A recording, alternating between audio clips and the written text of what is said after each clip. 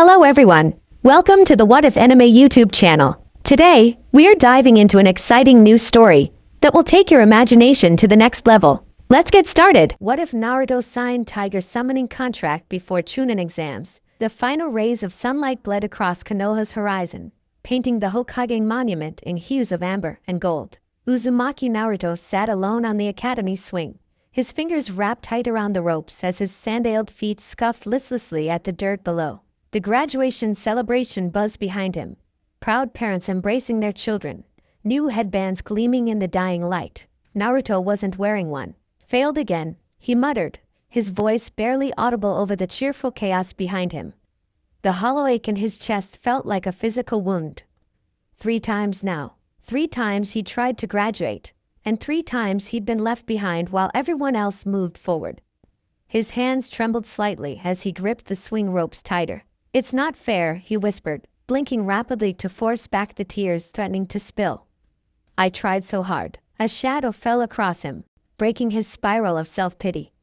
Naruto looked up to find Mizuki-sensei standing there, his silver hair catching the last of the sunlight, lips curved in a sympathetic smile. "Tough break, Naruto," Mizuki said, his voice gentle with understanding. "Irika isn't being cruel, you know. He just wants what's best for you." Naruto snorted, kicking at the dirt. "What's best would be letting me graduate with everyone else." Mizuki crouched down, meeting Naruto at eye level. "You know," he said, voice dropping to a conspiratorial whisper, "there is another way to graduate." Naruto's head snapped up, blue eyes wide with sudden hope. "Another way? Really? A special test," Mizuki continued, glancing over his shoulder as if sharing a forbidden secret. "For exceptional cases. It's difficult," but he paused, studying Naruto's face. "You've always been different from the others, haven't you?" "Special." The word special hit Naruto like a lightning bolt. "Not dead last. Not troublemaker. Special. I'll do it," Naruto declared, leaping to his feet. "Whatever it is, I'll ace it. Believe it." Mizuki's smile widened, revealing teeth that seemed suddenly too sharp in the gathering dusk. "I thought you might say that." The forest surrounding Konoha transformed into a maze of shadows as night descended. Naruto's breath came in short, excited bursts as he crouched in a small clearing, the massive forbidden scroll unrolled before him. His heart hammered against his ribs, partly from exertion after stealing the scroll, partly from the thrill of getting away with it, and partly from the knowledge that by sunrise he'd finally be a real ninja. "Let's see, the first technique is multi-shadow clone jutsu?" Naruto groaned, ruffling his spiky blonde hair in frustration. "Ah man, why does it have to be clones? That's my worst technique." Still, he had no choice. This was his last chance. Determination set his jaw as he began to practice, following the scroll's instructions. Hours passed in a blur of failed attempts and depleted chakra, until finally, multi-shadow clone jutsu. The clearing exploded with smoke, and when it cleared, 50 perfect copies of Naruto stood blinking at each other in amazement. "Ah, I did it," Naruto breathed, staring at his duplicates with wide-eyed wonder. "I actually did it." His clones joined in the celebration, jumping and hollering until the forest echoed with their collective voice. As his clones dispelled in puffs of smoke, Naruto collapsed onto his back, chest heaving with exertion and triumph. The stars above seemed to spin lazily in the night sky. "Just wait till Mizuki-sensei sees this," he murmured, a grin spreading across his face. Rolling onto his side, Naruto began rewinding the scroll, when something caught his eye. A section he hadn't noticed before, sealed with a complex array of symbols. Curiosity piqued. He examined the seals more closely. They looked ancient.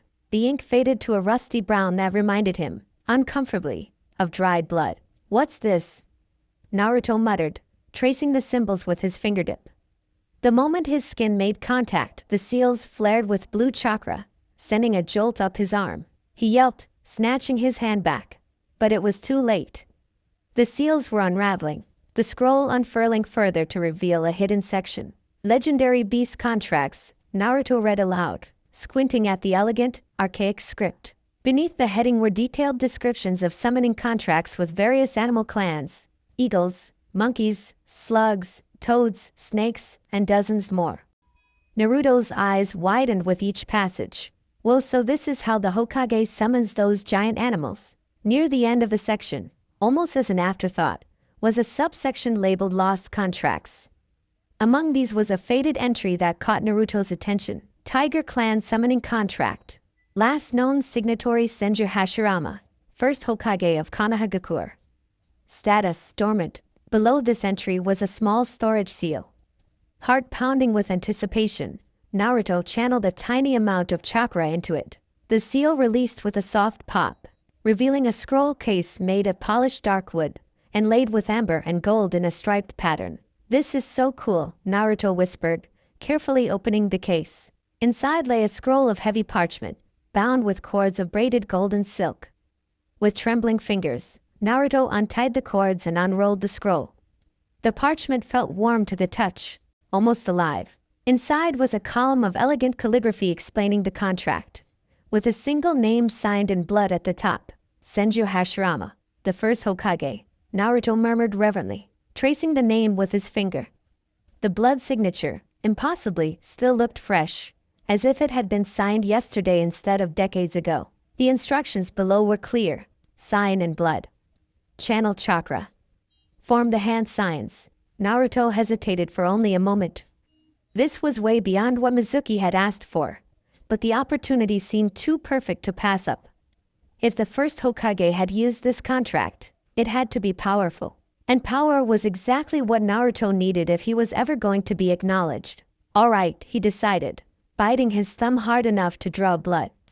Let's do this. With a swift motion, he signed his name beneath the first, his blood gleaming wetly in the moonlight. The moment he finished the final stroke, the scroll warmed further, the characters seeming to pulse with inner light.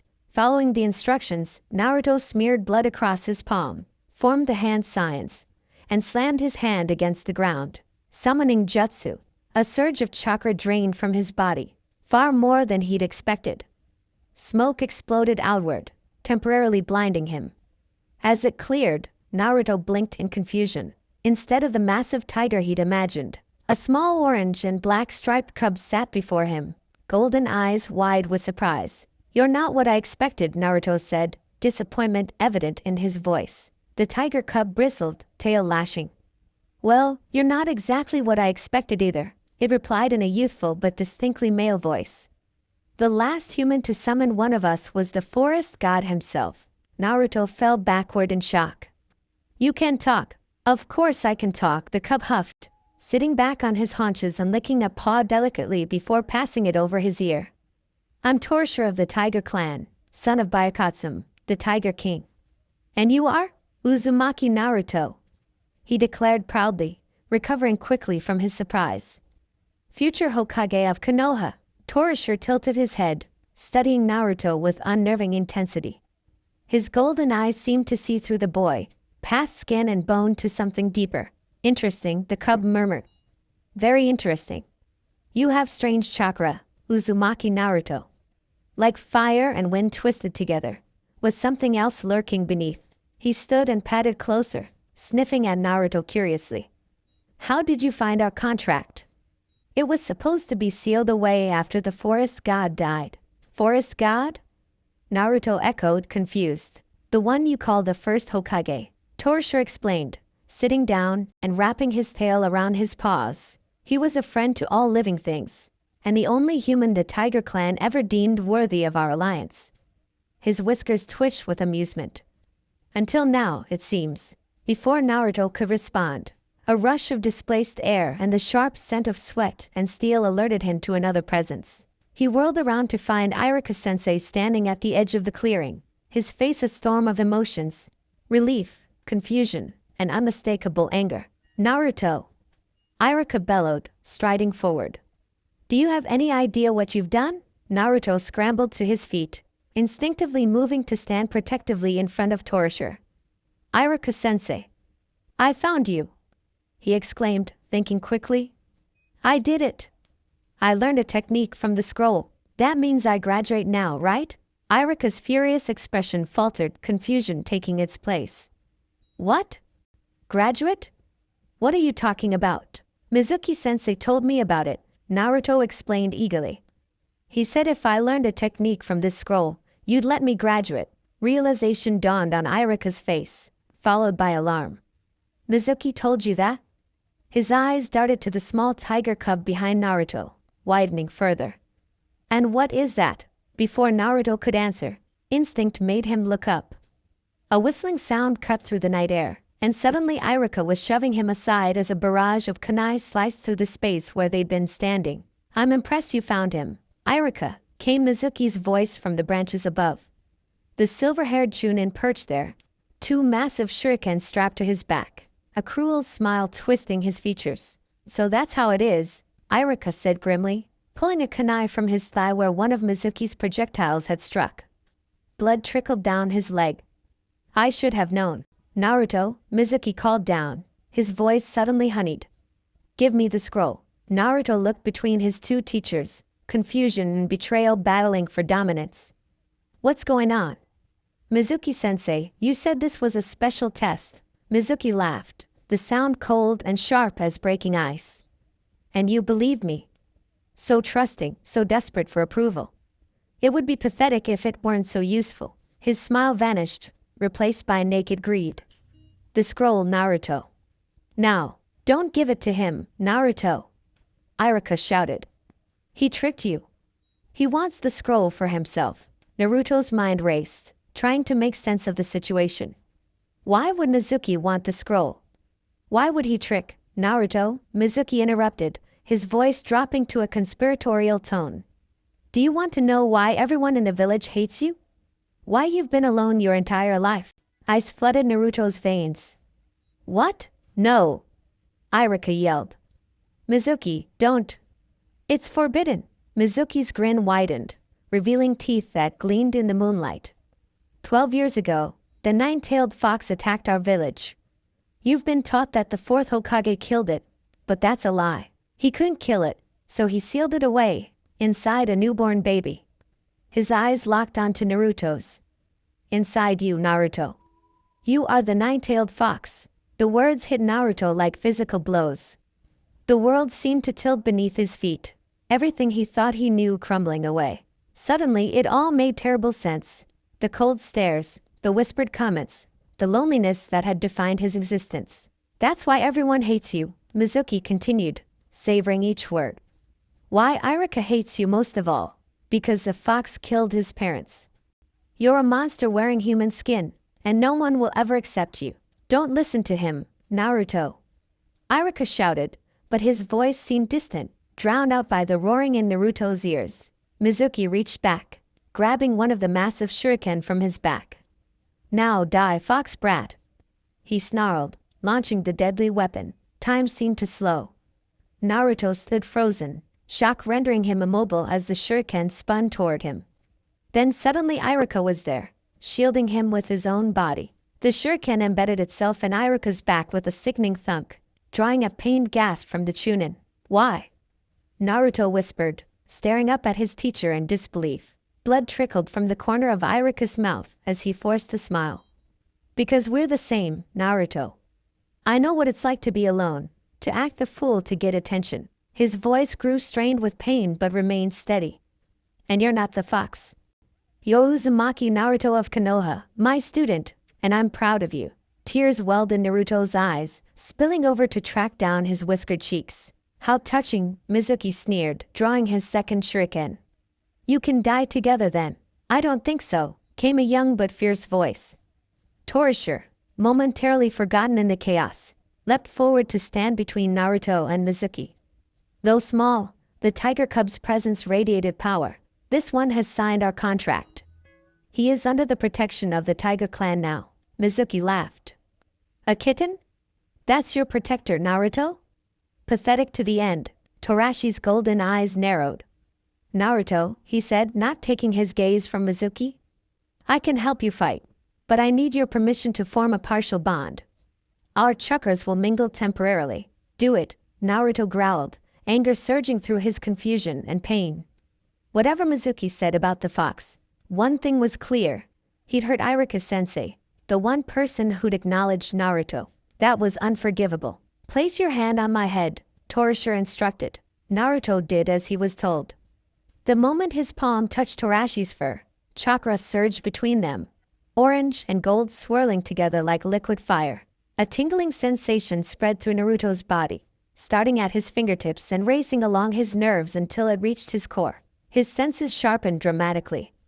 Suddenly he could hear Mizuki's rapid heartbeat, smell the metallic tang of Irika's blood, see details in the darkness that had been invisible moments before. His muscles felt coiled with new strength, and when he flexed his fingers, retractable claws extended from his fingertips. "What is this?" Mizuki demanded, a flicker of uncertainty crossing his face. Naruto looked up, his pupils narrowed to vertical slits within irises that now burned a fierce amber blue. "You heard Irika-sensei," he growled, his voice deeper, rougher. "I'm going to make you pay." Mizuki sneered, masking his unease with bravado. "Big talk from the dead last. What can one failure of a ninja possibly do against me?" Naruto's lips curled back, revealing elongated canines. His hands flashed through seals, moving with a fluidity he never possessed before. Multi-shadow clone jutsu. The clearing exploded with smoke. When it cleared, hundreds of Naruto clones surrounded Mizuki, each with the same slitted eyes, the same claws, the same predatory grin. "Wah, this is impossible," Mizuki stammered, spinning around as the sea of Narutos closed in from all sides. "You said I'm a monster?" The original Naruto called out, flexing his clawed hands. "Maybe you're right. Let's find out." As one, the clones attacked, moving with feline grace and power. Mizuki didn't stand a chance. His screams echoed through the forest, quickly drowned out by the sound of hundreds of fists and claws striking flesh. When it was over, Mizuki lay unconscious and bloodied on the forest floor, while Naruto stood over him, breathing hard. The tiger chakra receded slowly, his eyes returning to their normal blue, the claws retracting back into normal fingernails. "I may have gone a little overboard," Naruto admitted, rubbing the back of his head sheepishly. "You think?" Torshur replied dryly, but there was a gleam of approval in his golden eyes. Naruto hurried to Irika's side, carefully helping his teacher to sit up against the tree. "Irika-sensei, are you okay? We need to get you to a hospital." Irika winced but managed a smile. "I'll be fine, Naruto." But first he reached up and untied his own headband. "Close your eyes for a moment." Confused but trusting, Naruto obeyed. He felt the cool metal and fabric settle against his forehead, being tied securely in place. "You can open them now," Irika said softly. Naruto's eyes fluttered open, his hand rising automatically to touch the headband, the proof of his status as a ninja of Konoha. "Congratulations, Naruto," Irika said warmly. "You graduate." Joy unlike anything he'd ever known surged through Naruto. Without thinking, he threw his arms around his teacher, mindful of his injuries. "Thank you," he whispered, voice thick with emotion. After a moment, he pulled back, swiping quickly at his eyes. "So about what Mizuki said, it's true that the nine-tailed fox is sealed inside you," Irika said gently. "But you are not the fox, Naruto. Never think that. You're the container, not the contained." Naruto nodded slowly, processing this revelation. Then he remembered Torshur, turning to look for the tiger cub. "And what about?" Torshur sat nearby, washing his paw casually as if deadly ninja battles were an everyday occurrence. "The contract is valid," he confirmed. "You are now allied with the Tiger Clan, though you'll need more training to summon my larger relatives." "This is unexpected," Irika said, eyeing the tiger cub warily. "Summoning contracts are rare, especially one as old and powerful as the tigers." Torshur preened at the acknowledgement. "Indeed. Our contract was thought lost after the forest god's death. It seems fate had other plans." "Can you keep this a secret, Irika-sensei?" Naruto asked suddenly. "About the tiger contract, I mean. I want to surprise everyone later." Irika hesitated, then nodded. "All right, but you'll need to be careful, Naruto. Summoning contracts requires significant chakra control and responsibility." "I'll teach him," Torshur offered, padding over to sit beside Naruto. "It's been too long since the Tiger Clan had a worthy summoner." He looked up at Naruto, golden eyes gleaming. "Besides, I sense something interesting in this one's future." 1 week later, Naruto sat in the academy classroom, still hardly believing the headband on his forehead was real. Around him, his fellow graduates chattered excitedly, speculating about team assignments. He'd spent the week secretly meeting with Torishir in the forest, learning the basics of the tiger contract and how to properly summon the cub without draining all his chakra. It was their secret. Well, there's an Irakas and the Hokages, who had been surprisingly understanding about the whole Forbidden Scroll incident once everything was explained. The revelation about the Nine Tails still weighed on him, explaining so much about his life yet raising even more questions. But for now, he pushed those thoughts aside. Today marked the beginning of his true journey as a ninja. Irika entered the classroom, silencing the chatter with his presence. Starting today, you are all official ninjas, he began, pride evident in his voice. But you're still genin. The hard part is just beginning. He held up a clipboard. You will be assigned to 3-man teams under a Jounin sensei who will guide and train you. As Irika read off the teams, Naruto fidgeted impatiently. Finally, Team 7, Uzumaki Naruto, Haruno Sakura. Yes. Naruto cheered, pumping his fist in the air while Sakura drooped in disappointment. And Uchiha Sasuke. Now it was Sakura's turn to celebrate while Naruto groaned dramatically. Sasuke, as usual, showed no reaction beyond a slight tightening of his jaw. Irika-sensei. Naruto protested, leaping to his feet. Why does an outstanding ninja like me have to be on the same team as that jerk? He pointed accusingly at Sasuke, who responded with a dismissive humph. Sasuke had the highest scores, Irika explained patiently. You, Naruto, had the lowest. We balanced the teams to ensure equality of strength. Laughter rippled through the classroom. Naruto sank back into his seat, face burning with embarrassment and anger. Just don't get in my way, dead last, Sasuke muttered, not even looking at him. Naruto's fingers curled into fists beneath the desk, and for an instant, he swore he felt phantom claws trying to emerge. Just wait, he thought fiercely. I'll show all of you what I can do. Me and Torishir both. In his mind, he could almost hear the tiger cub's amused purr of agreement. Their secret would remain hidden for now. But when the time came to reveal it, Naruto grinned, imagining the looks on everyone's faces, especially Sasuke's. The future stretched before him, full of possibilities he never dreamed of a week ago. He was a ninja now. He had a team, a teacher, and a secret power connected to one of the most legendary summons in the ninja world. For the first time in his life, Uzumaki Naruto wasn't alone, and that made all the difference. A C-rank mission? Naruto's voice exploded through the Hokage's office, bouncing off the walls with such force that a flock of birds scattered from a nearby rooftop. His blue eyes widened to impossible proportions, practically vibrating with excitement.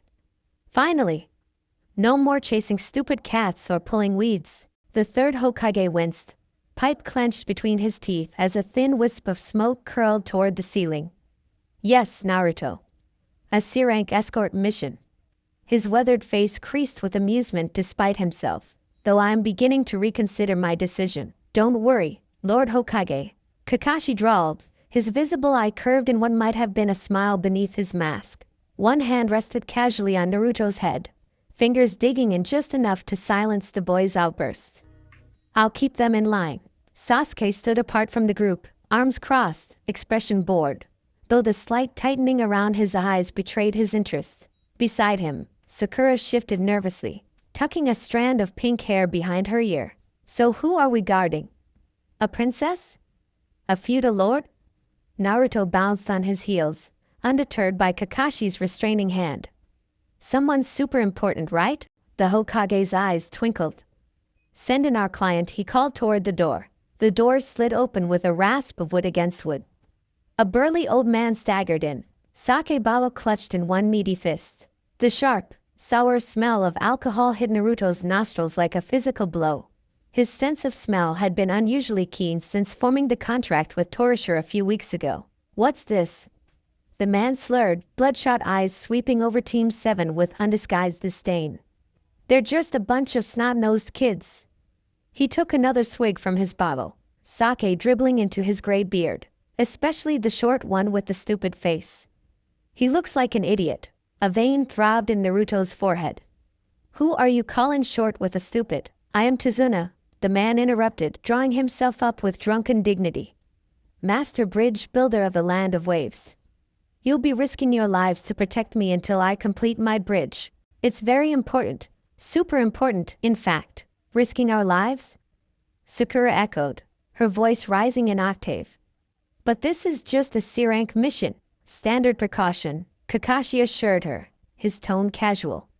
Bandits sometimes target travelers. Nothing we can't handle. Naruto barely heard them. His attention had narrowed to Tazuna's face. The way sweat beaded along his hairline despite the cool room, the slight tremor in his hands that wasn't just from the alcohol, the flickering fear in his eyes whenever he mentioned the bridge. Naruto couldn't explain how he noticed these details, but they stood out to him as clearly as tracks in fresh snow. Something's off about this guy, came a familiar voice in his mind. Torishir, speaking through their mental link. The tiger cub had explained that all summoners shared such a connection with their contracted animals. I know, Naruto thought back. He's scared of something. Keep your eyes open, Torishir advised. And your claws sharp. They left Konoha the next morning, Naruto practically vibrating with excitement as they passed through the massive gates. The forest path stretched before them, dappled with golden sunlight filtering through the canopy above. Yahoo! Naruto shouted, punching the air. First time outside the village. I'm a real traveler now. Have you really never left Konoha before? Sakura asked, genuine curiosity momentarily overriding her usual annoyance with him. Naruto's enthusiasm dimmed slightly. Who would have taken me? He muttered, too quietly for the others to hear. The journey proceeded uneventfully, at first. They walked for hours, Kakashi occasionally pointing out landmarks or explaining basic travel protocols. Naruto noticed everything with heightened awareness. The rustle of leaves in the breeze, the scent of loam and growing things, the distant calls of forest animals. He found himself categorizing these sounds instinctively, sorting threat from background noise. They passed a small puddle on the road, innocuous beneath the cloudless sky. Naruto's nose twitched. It smelled wrong. Not like rainwater, but like sweat and metal and something sharp and chemical. His muscles tensed involuntarily. Strange, Torashi's voice whispered in his mind. It hasn't rained in days. Before Naruto could respond, they'd moved past the puddle. Kakashi's single visible eye flicked toward it, then away, his pace never faltering. Naruto hesitated, then continued walking, every sense on high alert. The attack came with frightening speed. Twin figures erupting from the puddle, connected by a serrated chain that whipped through the air with lethal precision. In a blur of motion, they wrapped the chain around Kakashi, constricting with brutal force. One down, one of the attackers growled as Kakashi's body seemed to rip apart. Kakashi-sensei! Sakura screamed. Time slowed to a crawl. Naruto's vision sharpened, the world suddenly rendered in hyperclarity. He could see individual drops of water flying from the attacker's hair, count the links in their deadly chain, spot the poison glistening on their metal claws. Without conscious thought, his body reacted, not freezing in panic as it once might have, but dropping into a low crouch as unfamiliar instincts took over. Behind you, one of the ninja hissed, appearing at Naruto's back, metal gauntlet raised to strike. Naruto whirled, moving with a fluid grace that wasn't entirely his own. He felt a surge of foreign chakra, warm and wild, like sunlight through autumn leaves, racing through his limbs. His reflexes accelerated beyond anything he'd experienced before. He ducked beneath the sweeping gauntlet, the poisoned claw missing his face by millimeters. What the ninja started, surprised by Naruto's speed. Before the attack could continue, Sasuke intervened in a flash of calculated precision. He pinned the attacker's chain to a tree with a perfectly thrown shuriken, immobilizing them momentarily. In the next instant, he was in the air, boots connecting with their gauntlet arms with enough force to snap the chain's mechanism. The ninja disengaged, splitting up, one charging toward Tsuno where Sakura stood with kunai drawn, the other circling back toward Naruto. Careful, Torishir warned in Naruto's mind. Those claws are poisoned. Naruto's lips pulled back in a feral grin, his teeth feeling momentarily sharper. I know, he thought back.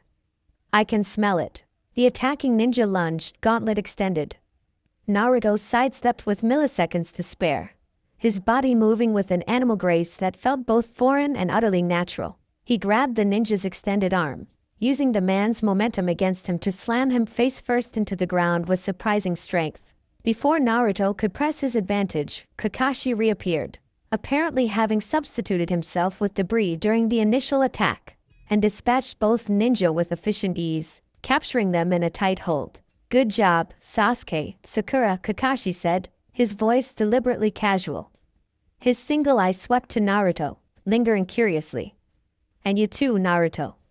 Those were some interesting reflexes. Naruto rubbed the back of his head, suddenly self-conscious. Just got lucky, I guess." Kakashi's stare held for an uncomfortable moment longer before he turned to Tazuna. "We need to talk," he said, his easy tone hardening to steel. "Those were Chunin-level missing nin from the village hidden in the mist. They don't attack random travelers. They had a target." His eye narrowed. "And I think you know who that target was." Tazuna's face drained of color, as he clutched his sake bottle like a lifeline. Mist clung to the water's surface like a shroud as their small boat cut silently through the waves. The boatman's oars barely disturbed the water, each stroke measured and careful to avoid detection. Rising from the fog ahead, massive concrete pillars loomed, the unfinished bridge stretching toward the mainland like a giant's skeletal arm. "That's quite a bridge," Kakashi murmured, breaking the tense silence. "It's our last hope," Tazuna replied grimly. "Once completed, it will connect us to the mainland, breaking Gato's stranglehold on our economy." After Tazuna's confession about the true danger of the mission, an A-rank threat from Gato, the shipping magnate who had the land of waves in his grip, Team 7 had voted to continue despite the deception. Now they approached the island nation shrouded in both literal and figurative fog. Naruto sat at the bow, unusually quiet, his senses drinking in everything around him. The salt air tingled in his nostrils, the rhythmic lapping of water against the boat's hull sounded like whispered secrets, and somewhere distant, he could smell wood smoke and cooking fish from the hidden village. "I've never seen you this quiet," Sakura whispered, sliding onto the bench beside him. "It's almost scary." Naruto flashed her a grin that didn't quite reach his eyes. "Just thinking." "You? Thinking?" She gave a theatrical gasp. "Should I check if you have a fever?" Instead of his usual overblown reaction, Naruto just smiled faintly, turning back to the mist. "Something's waiting for us," he said softly. "Something dangerous." Sakura's teasing expression faltered. "What do you mean?" But Naruto only shook his head, unable to explain the premonition that had settled into his bones like winter chill. Night fell over Tazuna's house, darkness broken only by a few scattered lanterns and the silver glow of a waxing moon. Naruto sat alone on the narrow dock behind the house, feet dangling above the lapping waves, his reflection fractured by the water's gentle movement. "You can come out now," he whispered, forming the hand signs he'd been practicing in secret. Summoning jutsu, a puff of smoke, and Torishura appeared beside him, orange and black fur gleaming in the moonlight. The tiger cub had grown noticeably in the weeks since their first meeting, now the size of a large house cat. "You've gotten better at controlling your chakra flow," Torishura observed, stretching languidly. "I barely felt the drain this time." "I've been practicing," Naruto replied with a hint of pride. Every night while everyone's asleep, Torishura settled beside him, golden eyes reflecting the moon like twin lanterns. "You handled yourself well against those demon brothers. Your instincts are developing naturally." "It was weird," Naruto admitted, flexing his fingers. "Like my body knew what to do before my brain did." "That's the tiger chakra," Torishura explained. "It's beginning to harmonize with your own. Soon, you won't even notice the difference. It will just be part of you." They sat in companionable silence for a moment, the quiet broken only by the gentle rhythm of waves against the shore and the distant call of night birds. "Tell me more about the Tiger Clan," Naruto said finally. "You mentioned others like you." Torashi's whiskers twitched with pleasure at the question. "The Tiger Clan is one of the oldest summoning clans, dating back to before the founding of the hidden villages. We served as guardians of the ancient forests when humans were still learning to harness chakra." His voice took on a storyteller's cadence, rich with pride and history. "The first Hokage, the one we call the Forest God, was our first human summoner. He respected the balance of nature and understood our ways. After his death, no human was deemed worthy of our contract until you." "But why me?" Naruto asked, genuine confusion in his voice. I'm not special like the first Hokage. Torashi's golden eyes studied him intently. Aren't you? You carry a great power within you, Naruto. We tigers can sense it. Naruto stiffened. You mean the Nine Tails? Yes, Torashira acknowledged, unperturbed. We tigers have always had a complex relationship with the tailed beasts. Neither friends nor enemies, but kindred spirits of a sort. Wild forces not easily tamed. His tail swished thoughtfully.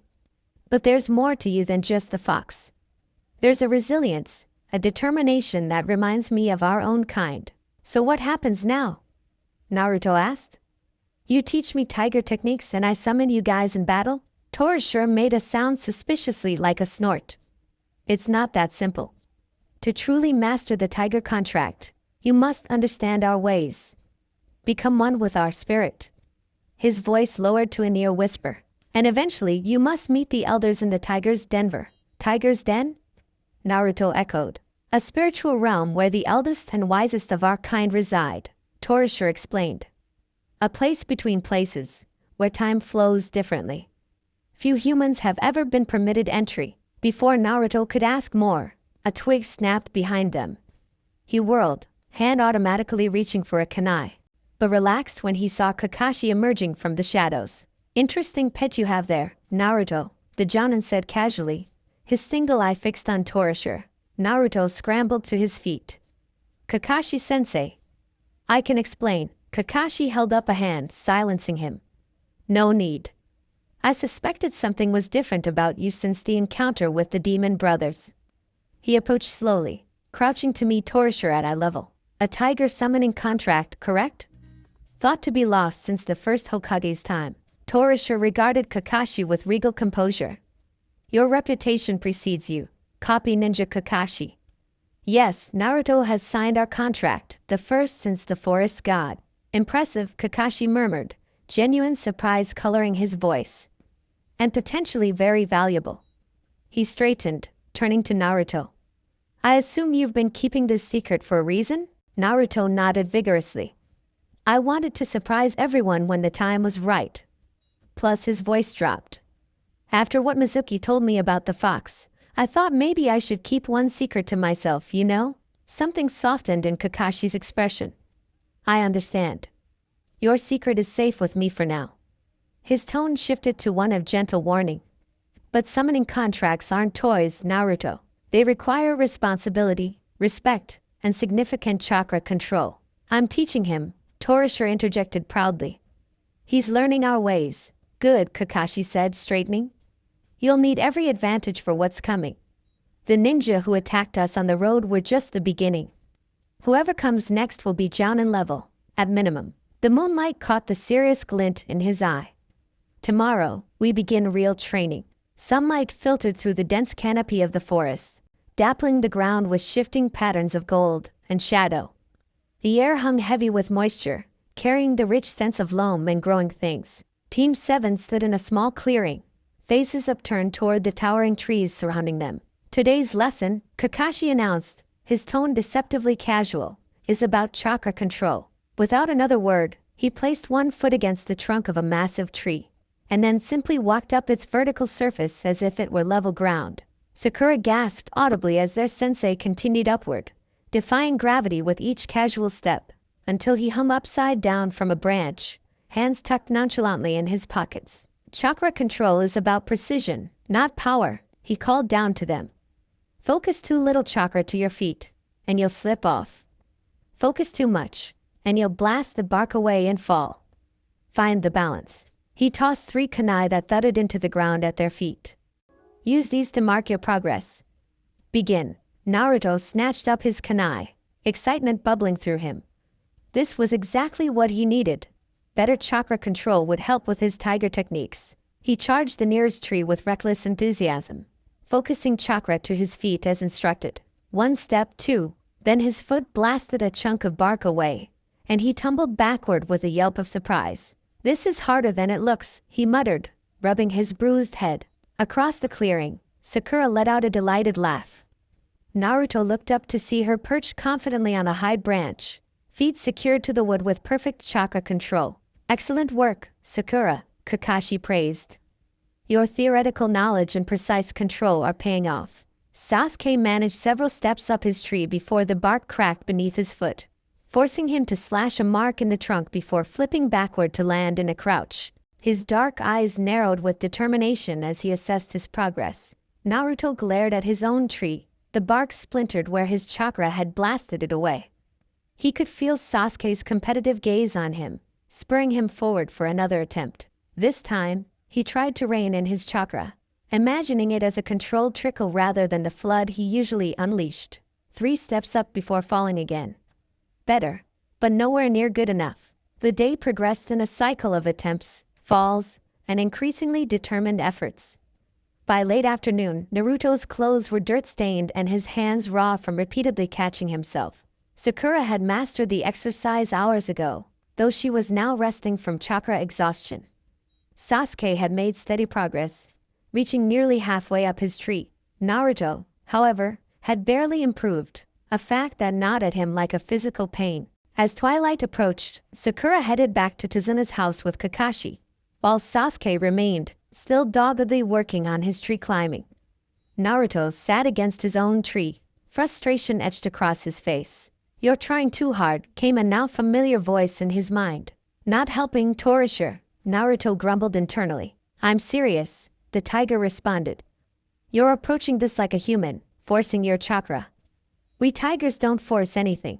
We flow, like water around stones." Naruto frowned, considering this.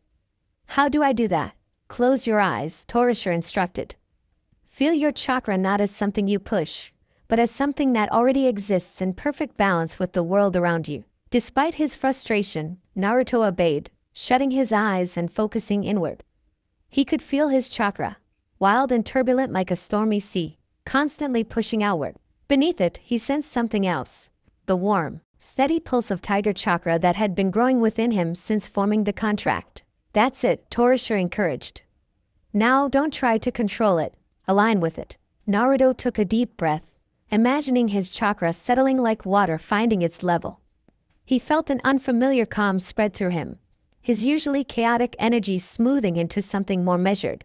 Without opening his eyes, he stood and placed one foot against the tree trunk. Instead of forcing chakra to his foot, he simply extended the calm flow he'd found, letting it reach naturally from his core to his extremities. He took one step up the tree, then another, and another. When he finally opened his eyes, he was halfway up the trunk, standing parallel to the ground with perfect stability.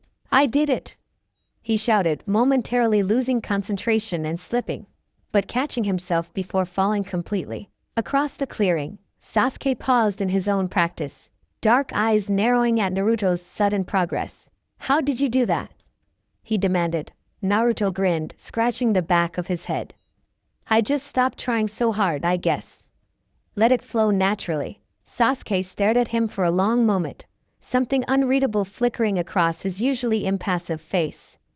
Then, without a word, he turned back to his own tree, a new determination in his stance. Night had fallen by the time Naruto stumbled back to Tazuna's house, exhausted but satisfied with his progress.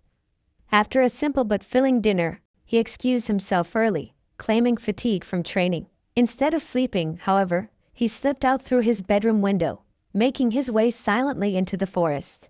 The moon hung full and bright overhead, bathing the landscape in silver light that transformed the familiar into something wild and mysterious. In a small clearing far enough from the house that he wouldn't be discovered, Naruto performed the summoning jutsu.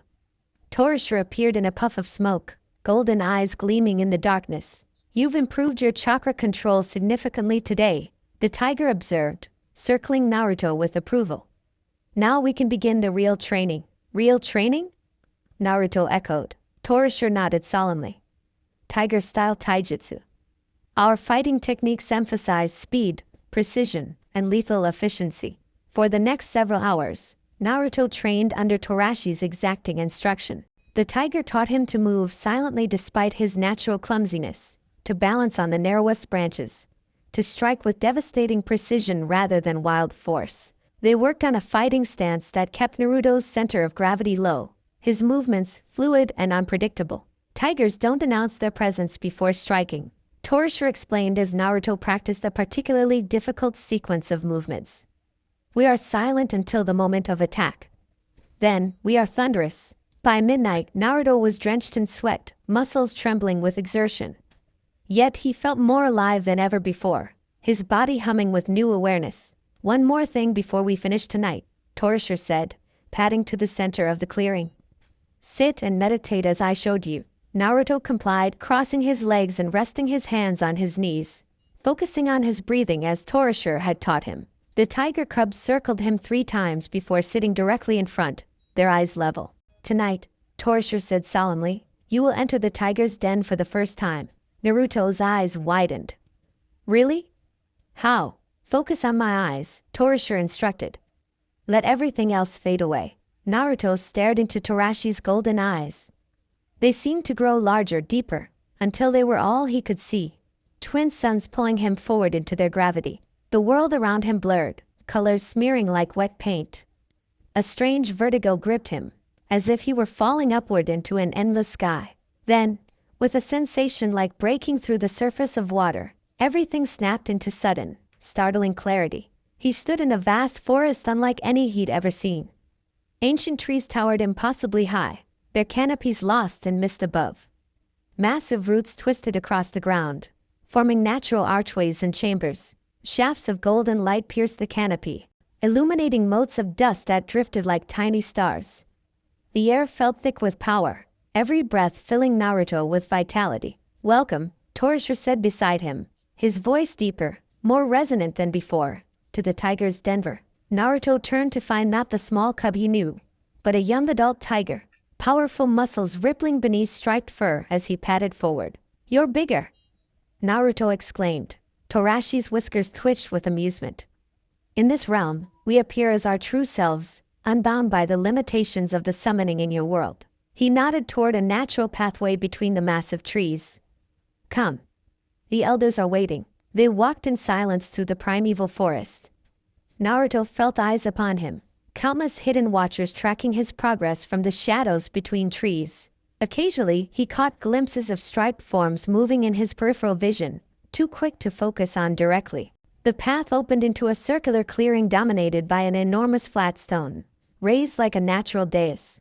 Upon this stone lounged the largest tiger Naruto had ever seen, white as fresh snow with black stripes like ink brush strokes, eyes the color of molten gold. Alongside this magnificent creature sat several other massive tigers of various colorations, all regarding Naruto with ancient, knowing eyes. Approach, human cub, rumbled the white tiger, voice like distant thunder. Naruto stepped forward, momentarily overriding his usual brashness.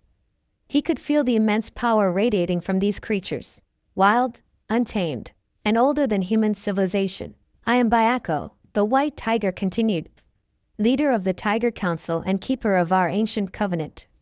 You stand before us as the first human to sign our contract since the forest god departed this world. It's an honor, Naruto managed, bowing awkwardly.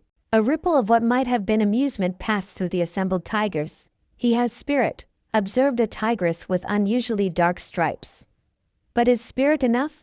The question, Bayako rumbled, is whether you are worthy of our power, Uzumaki Naruto. Whether you understand what it means to walk the tiger's path. I want to be strong, Naruto said honestly. Strong enough to protect my friends and make the village acknowledge me. Strength without wisdom is merely violence, countered another elder, this one scarred and battle-worn. Power without purpose is chaos. Bayako's golden eyes seemed to pierce through Naruto, seeing past flesh and bone to something deeper. Before we proceed further, you must pass the trial of courage, to face what you fear most, without flinching. I'm not afraid of anything, Naruto declared automatically, straightening his spine. The white tiger's expression might have been a smile, or a snarl. We shall see. With a flick of his massive tail, the world around Naruto dissolved once more. The forest, the tigers, everything vanished, replaced by impenetrable darkness. He floated in a void, utterly alone. Then, slowly, the darkness took shape. He stood in the center of Konoha, but a Konoha transformed by his worst fears.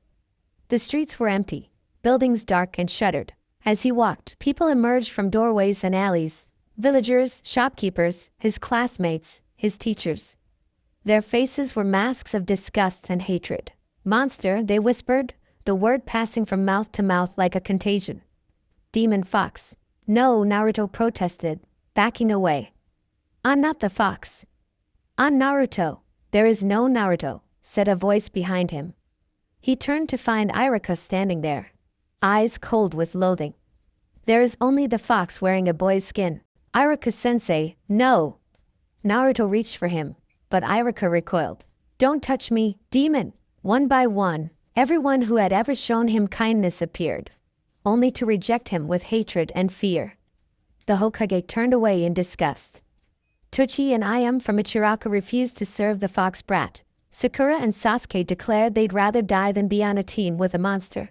Tears streamed down Naruto's face as he ran through the village, searching for anyone who would acknowledge him as human, finding only hatred at every turn. Finally, he collapsed in the empty street, arms wrapped around himself as sobs racked his small frame. Is this what you fear most? Came Bayako's voice, seemingly from everywhere and nowhere. Rejection? Loneliness? Being seen only for what you contain, never for who you are? Yes, Naruto admitted, voice cracking. For once, there was no bravado, no mask of confidence, just raw, painful honesty. Then face it, Bayako commanded. Stand and face your fear. Look it in the eye without flinching. Trembling, Naruto forced himself to his feet. The illusory villagers surrounded him, their hatred palpable, their rejection cutting deeper than any physical wound. I am Uzumaki Naruto, he declared, voice strengthening with each word. I'm not the nine-tailed fox. I'm its jailer, its prison.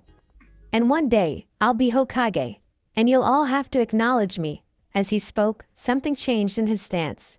A straightening of his spine, a lifting of his chin. Despite the tears still wet on his cheeks, there was steel in his blue eyes now, an unbreakable resolve. I've been alone before, he continued. I've been hated before. And I survived. I'll keep surviving, keep fighting, keep proving myself until you see me. Really see me. The illusory village began to waver, the hateful faces becoming indistinct, as if seen through rippling water. And if you never do, Naruto finished, his voice steady despite the pain evident in every syllable. I'll keep going anyway. Because that's my ninja way. The illusion shattered like glass, fragments dissolving into mist that swirled and reformed into the tiger's den. Naruto found himself once more before the council, though now he knelt on one knee, exhausted by the ordeal. Bayako regarded him with newfound respect. You faced your deepest fear without surrendering to it. That is true courage. The boy has potential, conceded the scarred tiger who had questioned him earlier. He carries great pain, added the dark-striped tigress, yet refuses to be defined by it. That is the way of the tiger. To bear our scars with pride, never with shame. Bayako rose to his full, imposing height. You have passed the first trial, Uzumaki Naruto. You may continue your training in our ways. Relief flooded through Naruto, alongside a bone-deep exhaustion. Thank you, he managed. Rest now, Bayako commanded. When next you enter our realm, we will begin teaching you the deeper secrets of the tiger's path. The world blurred once more, and Naruto found himself back in the forest clearing, Torture, small again, watching him with concern. You did well, the tiger cub said quietly. Few humans could face what you just did. Naruto realized his face was wet with very real tears. He wiped them away quickly, embarrassed. Was it real? It felt real. The trial of courage reveals what lies in your own heart, Torture explained. The fear was yours, but so was the courage that overcame it. Naruto nodded, too drained for his usual exuberance. Together, they made their way back toward Tazina's house, moving silently through the moonlit forest. Dawn broke over the land of waves, painting the sky in watercolors of pink and gold. Naruto yawned widely as he joined the others for breakfast, dark circles under his eyes testament to his secret nighttime activities. You look terrible, Sakura observed bluntly. Were you training all night? Something like that, Naruto mumbled, shoveling rice into his mouth with uncharacteristic quietness. Kakashi studied him over the edge of his ever-present book, his single visible eye missing nothing. Don't overdo it, Naruto. Even your stamina has limits. If only Kakashi knew. In addition to the tree climbing exercise, Naruto had spent hours practicing tiger-style taijutsu, visited a spiritual realm, and undergone an emotionally draining trial. His body ached in places he didn't know could ache, and his chakra reserves, normally boundless, felt distinctly depleted. Yet beneath the exhaustion burned a quiet satisfaction. He was learning, growing stronger in ways the others couldn't imagine. Each night after dinner, while Sasuke and Sakura slept, Naruto slipped away to train with Torishira in the forest. The tiger taught him to hunt, to move with absolute silence, to track by scent and sound, to approach prey from downwind. These lessons weren't about killing, Torishira explained, but about stealth, patience, and reading the environment, skills every ninja needed. A tiger doesn't waste energy, the cub lectured as they stalked through the nighttime forest. We don't thrash about making noise. We wait, we watch, we choose the perfect moment to strike. This went against every instinct in Naruto's hyperactive body. But he forced himself to learn. Night after night, he practiced moving with feline grace, suppressing his naturally boisterous nature to become a shadow among shadows. One evening, Torishira set him a challenge: to capture a specific forest rabbit without it ever detecting his presence. For hours, Naruto tracked the creature through the underbrush, suppressing his chakra, controlling his breathing, placing each foot with deliberate care.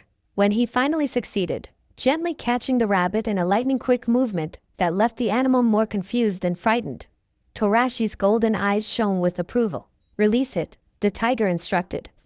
Tonight was not about killing, but about proving you could if needed. Naruto complied, watching the rabbit bound away into the forest. "I'm getting better," he said, unable to keep the pride from his voice. "You are," Torishira agreed. "But remember, these skills aren't just for hunting. They're for protecting what matters." A tiger defends its territory and its pride with every fiber of its being. This sparked a question that had been troubling Naruto since his early training. "The tigers are predators," he said hesitantly. "Hunters. Killers. But I don't want to be like that. I want to protect people, not hunt them." Torishira regarded him thoughtfully. "The greatest predators kill only when necessary, for food, for defense, for the protection of their young. There is no cruelty in it, no malice. Only necessity." His tail swished contemplatively. "The question is not whether you will be a predator, Naruto. With the 9 tails inside you and our contract binding you, that is inevitable. The question is what kind of predator you will choose to be." "What do you mean? Will you be a mindless beast, killing for pleasure or power? Or will you be like the tiger, a guardian of your territory, protector of your pride, taking life only when necessary to preserve what matters most?" Naruto considered this, the moonlight casting his shadow long across the forest floor. In that moment, his shadow seemed to take on a different shape, not quite human, not quite fox, but something with the proud silhouette of a great cat. "I'll protect my precious people," he decided firmly. "That's my territory, not land, but the people I care about. I'll use the tiger's power to keep them safe." Torashi's purr of approval rumbled through the night. That is the answer of a true tiger. The next day brought the confrontation Naruto had been sensing since their arrival.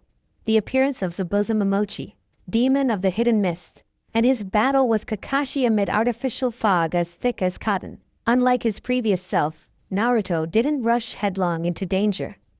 Instead, he maintained his position guarding Tazuna alongside Sasuke and Sakura, watching the battle through the mist with unnaturally keen eyes. He absorbed everything: Zabuza's fluid movement, his silent killing technique, the deadly precision of his massive sword. "He moves like water," Naruto observed internally. "No wasted motion. A natural predator," Torishira agreed through their mental link. "Watch how he uses the mist, not just for concealment, but to disorient and isolate his prey." When Kakashi was captured in Zabuza's water prison, Naruto felt a momentary panic, quickly replaced by calculated determination. The plan he and Sasuke executed to free their sensei was brilliant in its simplicity, and Naruto took quiet pride in his role. In the aftermath, with Zabuza apparently dead at the hands of a mysterious hunter Nin, and Kakashi collapsed from chakra exhaustion, Naruto helped carry their sensei to Tazuna's house. His mind, however, was elsewhere, replaying the battle, analyzing techniques, considering strategies for the inevitable rematch. Because there would be a rematch. The Hunternin's intervention had felt wrong. Too convenient, too precise. Naruto couldn't explain how he knew, but some newly awakened instinct told him Zabuza was still alive, still hunting them. That night, as the others slept, Naruto stood alone on the dock behind Tizuna's house. The moon's reflection shimmered on the dark water, breaking into countless silver fragments with each gentle wave. "I have to get stronger," he whispered to the night. Fast. As if in response, the water before him rippled, not from wind or tide, but from something deeper. The ripples spread in concentric circles, the moonlight dancing across their surfaces until they formed a pattern like the stripes of a great tiger. Naruto smiled grimly. He understood the message. The tiger's path had opened before him. All he had to do was walk it with courage. And when Zabuza returned, Naruto would be ready, claws unsheathed. Mist clung to the massive, half-finished bridge like ghostly fingers, thick enough to muffle sound and blur vision. The morning air tasted of salt and steel, and fear. Tizuna's workers huddled near the shore, faces pale with terror as they stared at the bodies of their comrades sprawled across the concrete. Not dead, Naruto noted with a predator's eye, but unconscious. A warning, not a slaughter. "Stay behind me," Kakashi ordered. His normally lazy demeanor vanished, replaced by coiled readiness. He yanked up his headband, revealing the scarred eye housing his Sharingan. Protect Tizuna at all costs. The mist thickened, unnatural in its speed and density. Visibility dropped to mere feet, then inches. Sounds became distorted. Water lapping against bridge pylons echoed strangely, as if coming from all directions at once. "He's coming," Sasuke whispered, his voice unnaturally tight as killing intent saturated the air. His fingers trembled slightly against his kunai, not from cowardice, but from the sheer overwhelming pressure of a predator's aura. Naruto felt it too, but differently. Since his training with Torshire, his senses had sharpened beyond normal human capability. He didn't just feel Zabuza's killing intent. He could smell it, taste it on the back of his tongue. It carried the metallic tang of old blood and the bitter edge of hatred. 8 points, came Zabuza's disembodied voice, seeming to originate from everywhere and nowhere. Larynx, spine, lungs, liver, jugular, subclavian artery, kidneys, heart. "Which vital spot would you prefer?" Sakura gasped, pressing closer to Tizuna. Sasuke's trembling intensified. Something shifted in Naruto, not fear, but a strange competitive instinct. This was another predator invading his territory, threatening his pride. A low growl built in his throat, too quiet for the others to hear. "Calm yourself," came Terashi's voice in his mind. "Not yet. Watch. Wait. The tiger strikes when the moment is perfect." Naruto forced himself to breathe evenly, centering his chakra as he practiced. His senses stretched outward, probing the mist. There, the faintest displacement of air, the subtle scent of another human. "Kakashi-sensei," he whispered. For a clock, 20 feet.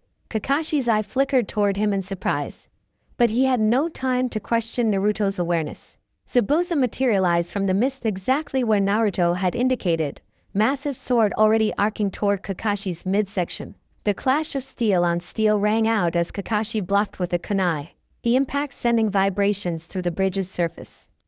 Zabuza's bandaged face twisted in a hidden smile. "Sharp senses, Kakashi," he hissed.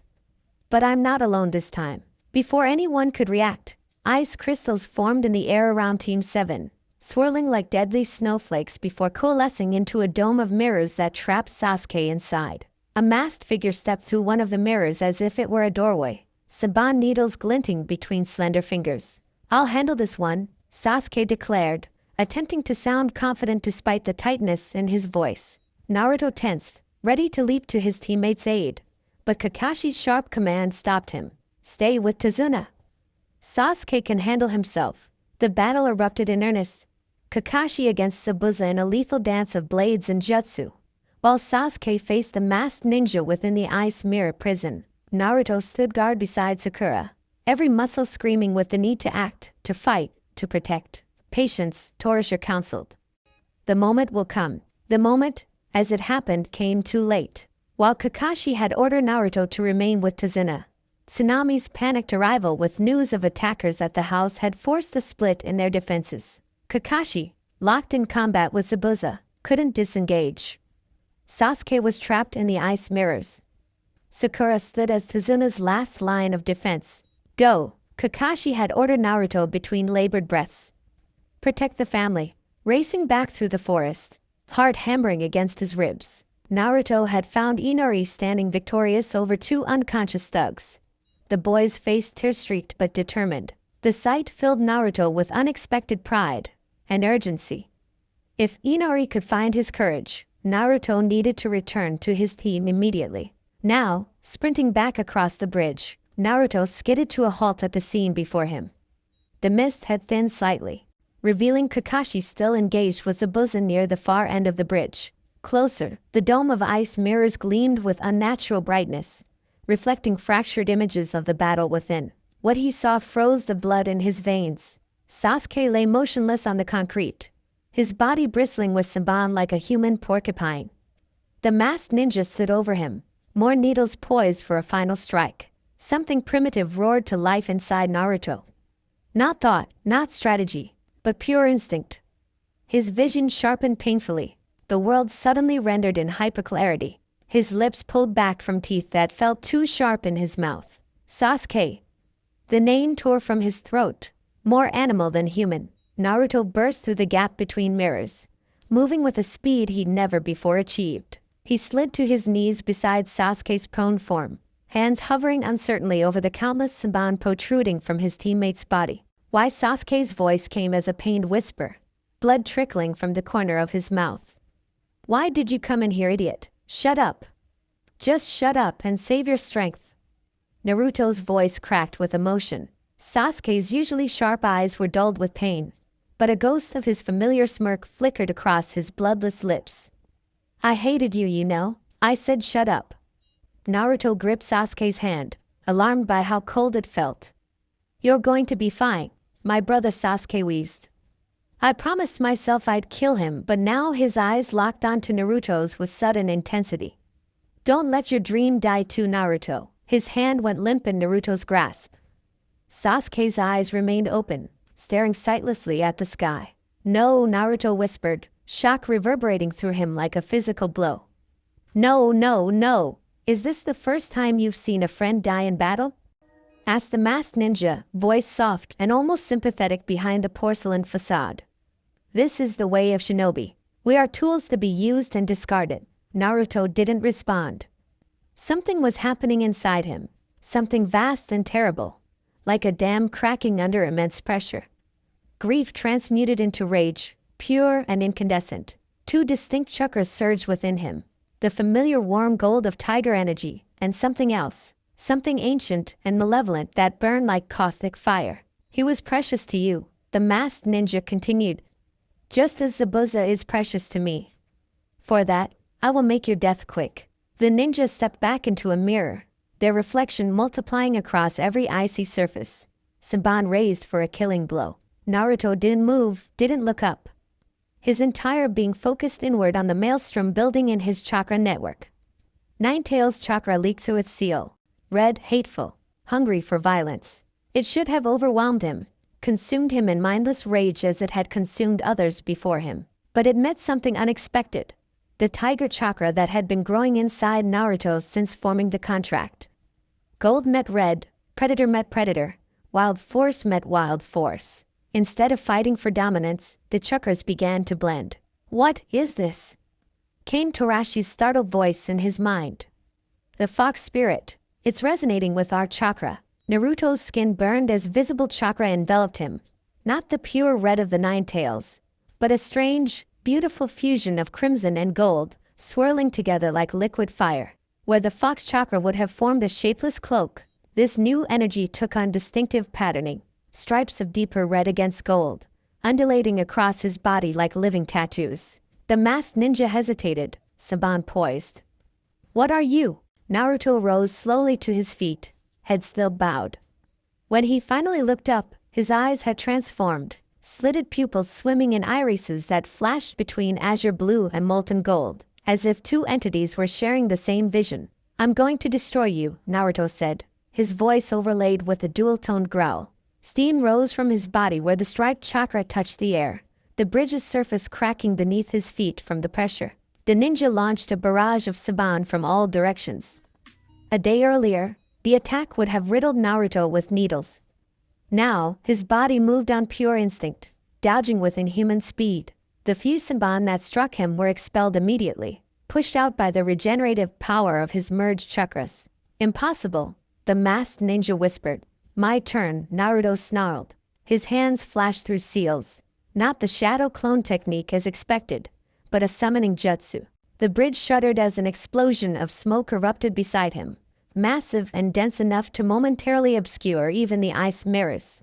As the smoke cleared, a tiger stood at Naruto's side, not Torashi's small form, but a full-grown battle tiger with muscles like coiled steel beneath orange and black fur. Nearly the size of a horse, the beast's shoulders reached Naruto's chest, its massive head level with his own. Curved fangs gleamed like ivory daggers, and eyes the color of polished amber fixed on the ice mirrors with predatory focus. You called, and I have answered, the tiger rumbled, voice deep as distant thunder. I am Kamryu of the Thundering Paw. What prey do we hunt today, young summoner? Him, Naruto pointed at the masked ninja, the striped chakra cloak intensifying around his arm. He killed my friend. Kamryu's nostrils flared, taking in Sasuke's scent. The Dark One lives still, though barely. His heart beats, slow as winter drums. Hope flared in Naruto's chest, momentarily cutting through the rage. Alive? Sasuke's alive? Yes. But he balances on the knife edge between worlds. The revelation didn't diminish Naruto's determination, it transformed it. Not vengeance now, but protection. He would defeat this enemy not to kill, but to save. Those mirrors, Naruto said, pointing. We need to break them. Kamryu's muscles bunched beneath his striped coat. Then let us hunt cub. They moved in perfect unison, as if they'd fought together for years instead of seconds.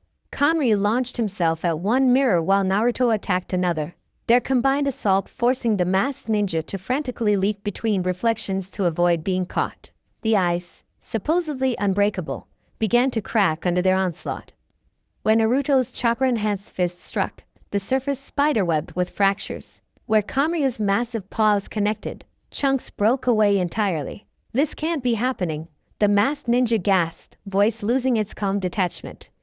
No one has ever broken my mirrors. There's a first time for everything, Naruto growled, launching himself into another devastating attack. The battle intensified, Naruto and Kamryu moving faster with each passing second as they adapted to each other's styles. The tiger's raw power complemented Naruto's unpredictable movements, creating a whirlwind of destruction that systematically dismantled the ice prison.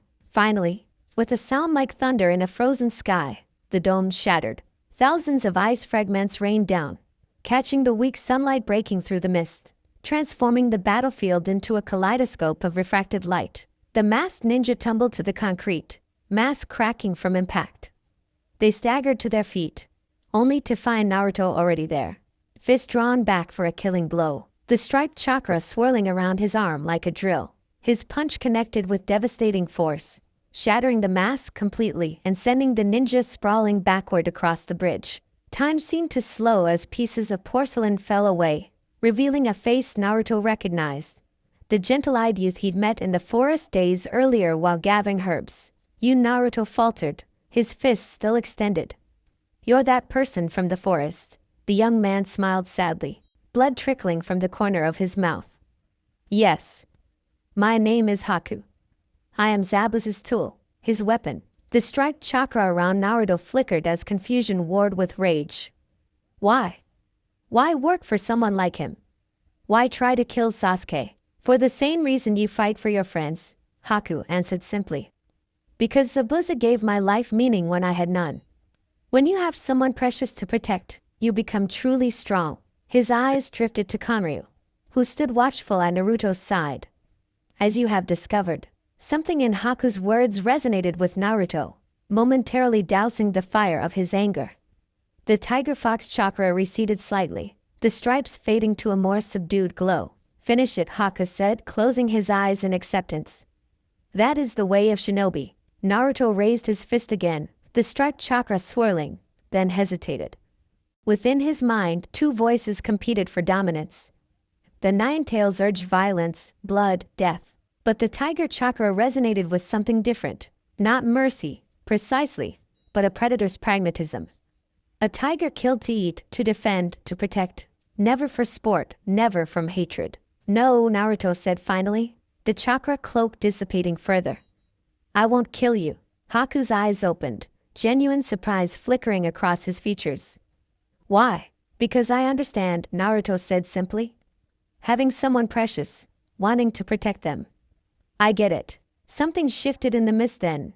The sound of chirping birds, thousands of them, accompanied by the distinctive crackle of lightning chakra. Haku's head snapped up, eyes widening in alarm. Zabuza, he whispered. Without another word, he vanished in a burst of speed. Naruto whirled, Kanryu tensing beside him. Through the thinning mist, he could see Kakashi charging toward a restrained Zabuza, lightning chakra engulfing his hand in a blade of pure energy. The assassination technique known as Chidori. Haku appeared between them, arms outstretched, ready to take the lethal blow meant for his master. No! The word tore from Naruto's throat, primal and desperate. What happened next would be seared into the memories of everyone on the bridge forever. Naruto's voice transformed mid-shout, deepening into something that was neither human nor animal but something ancient and terrifying. The sound bypassed the ears and struck directly at the primitive brain, at the part of all living things that recognized the voice of an apex predator. It was the roar of a tiger amplified by the power of the nine tails. A sound that didn't just echo across the bridge, but seemed to physically manifest as visible ripples in the air. Everyone froze. Kakashi's Chidori faltered inches from Haku's chest, the lightning dissipating as its wielder instinctively responded to the primordial threat. Zabuza's eyes widened in genuine fear for perhaps the first time in his adult life. Sakura dropped to her knees, hands clapped over her ears. Even Kanryu flinched, massive head turning to stare at his summoner in astonishment. The moment of paralysis lasted only seconds, but it was enough. Kakashi regained control, pulling back from what would have been a killing blow. Haku remained standing, shielding Zabuza with his body, trembling but resolute. Into this tableau of frozen combatants stepped a new presence, the diminutive figure of Gato, flanked by dozens of mercenaries. Well, the shipping magnate sneered, tapping his cane against the bridge's surface. The so-called demon of the mist looks rather pathetic now. Zabuza's eyes narrowed dangerously. Gato. What are you doing here? Changing the terms of our arrangement, Gato replied with a cruel smile. Ninja are so expensive, you see.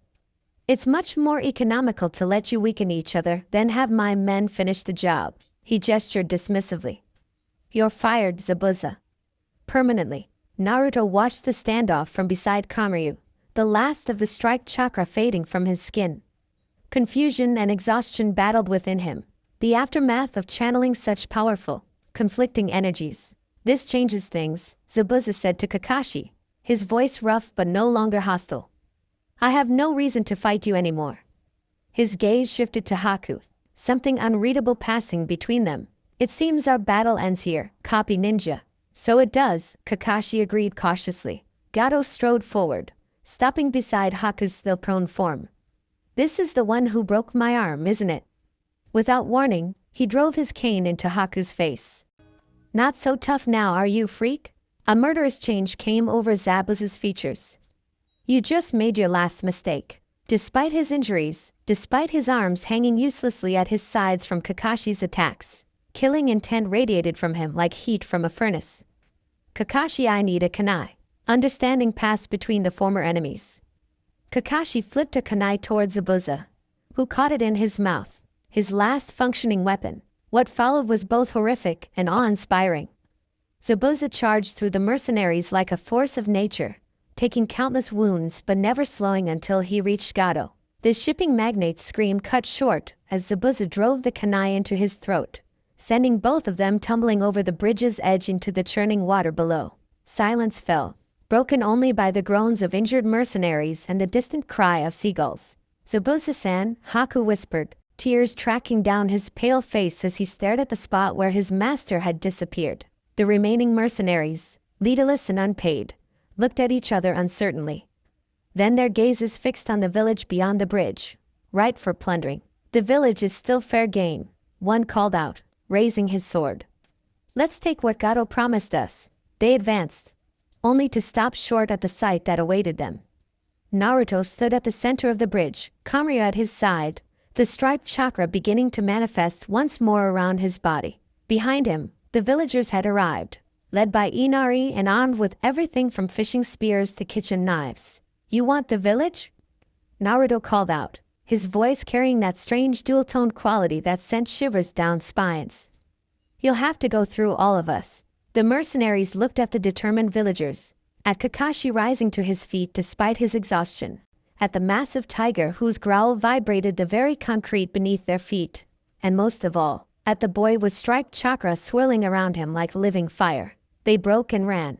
Sunset painted the sky in shades of amber and gold as Naruto stood before two simple graves on a hillside overlooking the ocean. The wooden markers bore no names, only Zabuza's massive sword planted as a monument, and Haku's broken mask laid carefully at its base. "I still don't understand," Naruto said softly to Kakashi, who stood beside him. "Haku was so kind when I met him in the forest. How could he serve someone like Zabuza?" Kakashi was silent for a long moment, his visible eye fixed on the distant horizon where sea met sky. "The bonds between people are complex, Naruto. Zabuza gave Haku purpose when he had none, recognized his value when no one else would. That kind of debt creates loyalty that transcends conventional morality. Do you think Zabuza really cared about him?" "At the end, yes," Kakashi said simply. "I do." Naruto nodded, something settling inside him.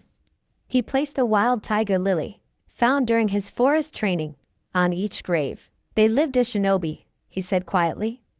"I hope they find peace now." Kakashi's hand came to rest on Naruto's shoulder, not the casual, dismissive touch he usually employed, but something more deliberate, almost respectful. "You've changed, Naruto." Since this mission began, Naruto tensed slightly, uncertain how much Kakashi had seen during the battle, how much he might have recognized about the strange chakra, about Kamari's appearance. "That summoning technique," Kakashi continued, his tone carefully neutral. "A battle tiger, if I'm not mistaken. Quite rare." "Yeah," Naruto admitted, seeing no point in denying what had been witnessed by everyone. "His name is Kamaryu, and the chakra you displayed?"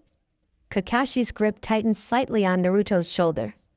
"That wasn't just the nine tails, was it?" Naruto hesitated, then decided on honesty. "It was both, nine tails and tiger chakra, mixed together." "I don't really understand it myself." Kakashi's eye narrowed thoughtfully. "Interesting.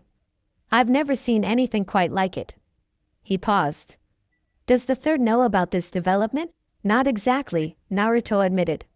"He knows about the tiger contract, but not about what happened on the bridge." "I see." Kakashi released Naruto's shoulder. "We'll need to inform him when we return." This could be significant. The unspoken question hung between them. Was this new power dangerous? A threat to Konoha?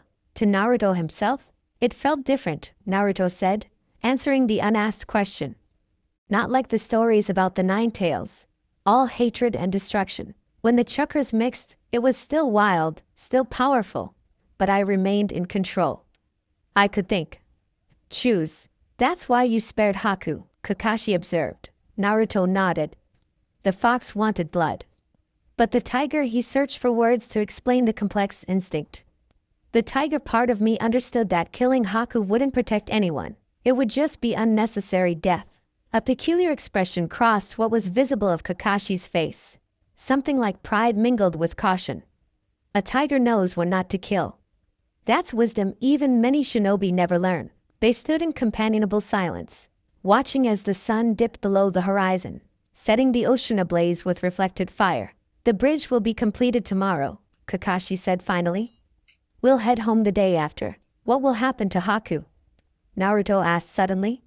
"He's still alive. He has nowhere to go." "That's not our concern," Kakashi said, though his tone lacked conviction. After a moment, he sighed. "But I've sent a message to the Hokage. There may be a place for someone with his abilities in Konoha, provided he's willing to start fresh." Hope flickered in Naruto's chest. "Really? Don't get too excited," Kakashi cautioned. "It's complicated. He was an enemy combatant. There will be conditions, restrictions, but it's a chance," Naruto insisted. Everyone deserves that much. Kakashi's eye crinkled in what might have been a smile. Perhaps they do, Naruto. Perhaps they do. 2 weeks later, Team 7 stood once more at the completed bridge, preparing for their journey home. The entire village had gathered to see them off, Inari at the forefront, trying and failing to hold back tears. "Do you really have to go, big brother?" the boy asked, sniffling despite his best efforts to appear strong. Naruto crouched eye level with him, grinning widely. "Afraid so. I've got to get back and continue my training. Can't become Hokage by hanging around here forever." "I'll miss you," Inari admitted, wiping his eyes with his sleeve. "Hey, no crying," Naruto chided gently, though his own eyes glistened suspiciously. "Remember what I taught you. A real hero doesn't need to cry. You're crying too," Inari pointed out. "I am not. Just got some bridge dust in my eye, that's all." Tazuna stepped forward, placing a weathered hand on his grandson's shoulder. "We can never thank you enough," he said to Team 7. "You've given us back our courage, our hope. This bridge is as much yours as it is ours. Speaking of which," Tsunami added with a smile, "we still need a name for it." Tazuna stroked his beard thoughtfully. "How about the Great Naruto Bridge?" Naruto's jaw dropped. "For real?" "For real," Tazuna confirmed. "Named after the boy who showed us that heroes still exist in this world." Warmth bloomed in Naruto's chest, a feeling so overwhelming he could barely speak. His name, permanently etched in stone and history, a testament that he had existed, had mattered, had made a difference. "I don't know what to say," he managed finally. "You don't need to say anything," Tazuna replied. "Just keep becoming the person you're meant to be." As Team 7 set off across the newly completed bridge, Naruto walked with his head held higher than ever before. The mission had changed him in ways he was only beginning to understand. He had faced death and fear, had touched the terrible power of the Nine Tails, and had found a way to harness it through his connection to the tigers. Most importantly, he had discovered something about himself, that beneath the brash exterior, beyond the desperate need for acknowledgement, there existed a core of strength and compassion that could not be broken. "You know," Sakura said as they walked, breaking the contemplative silence, "you never did explain how you summoned that massive tiger during the battle. Or what happened with that strange chakra." Sasuke, still recovering from his injuries but too stubborn to show weakness, nodded in agreement. His dark eyes studied Naruto with newfound interest, and perhaps a hint of respect. Naruto grinned, hands laced behind his head in his characteristic pose. "Let's just say I've got a few tricks up my sleeve." "A future Hokage can't reveal all his secrets." Kakashi's eye crinkled in amusement. "Indeed. Though I suspect we'll be seeing more of those tricks in the future." "Count on it," Naruto replied, his grin widening. Within his mind, he felt Tarashi's approving presence, and deeper still, the dormant power of the Nine Tails. No longer quite so separate from his own chakra, no longer quite so hostile. As they crested a hill, Konoha appeared in the distance, its great walls and the carved faces of the Hokage monument gleaming in the afternoon sun. Naruto paused, drinking in the sight of his home with new eyes. "Ready for what comes next?" Kakashi asked quietly, coming to stand beside him. Naruto nodded, a determined smile replacing his usual exuberant grin. "More than ready. This is just the beginning." In the forest beyond the road, a flash of orange and black slipped between trees, a tiger's shadow, moving in parallel with the returning ninja. Watching, guarding, waiting for the next time its summoner would call. The tiger's path had been opened, and Uzumaki Naruto was walking it with pride. The morning sunlight spilled across Konoha's rooftops like liquid gold, casting long shadows that stretched and yawned with the awakening village.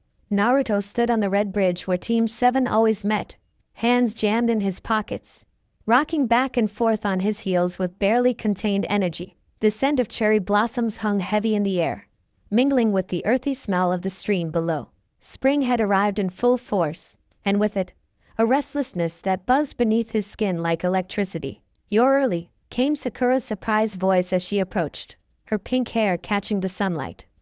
"That's a first." Naruto flashed her a grin that was all teeth. "Couldn't sleep." "Something feels different today." "Different how?" she asked, leaning against the bridge rail beside him. He shrugged, unable to explain the premonition that had dragged him from dreams filled with golden eyes and endless forests. Just a feeling. Like something big is coming. Sakura rolled her eyes, but there was less annoyance in the gesture than there might have been before their mission to the land of waves. You and your feelings lately. She studied him with newfound curiosity. You've been different since we got back, you know. Less loud. Less annoying, you mean? Naruto laughed, but there was a self-awareness in it that was new. I didn't say that, Sakura replied, then added with a small smile. But yes, Sasuke's arrival preempted further conversation. The Uchiha approached with his usual measured stride, hands in pockets, expression inscrutable. If he was surprised to see Naruto already there, he didn't show it. But his dark eyes lingered on his blonde teammate a moment longer than necessary. Yo! The familiar greeting announced Kakashi's arrival in a swirl of leaves.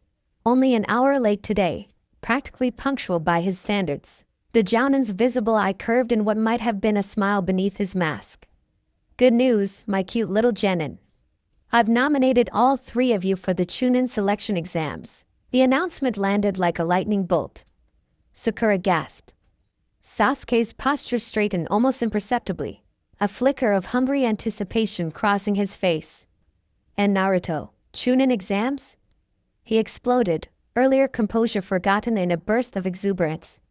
He launched himself at Kakashi, arms thrown wide in what might have been either an attack or an embrace.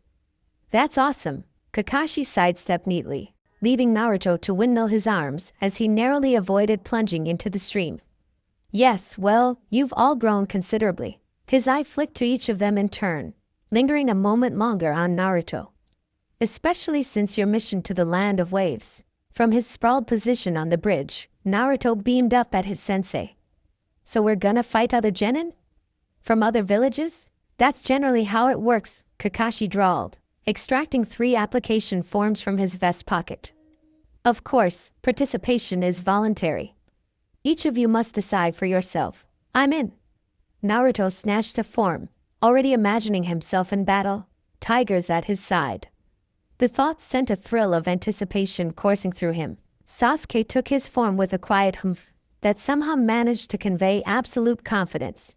Only Sakura hesitated, her fingers trembling slightly as she accepted the paper. Are we ready for this?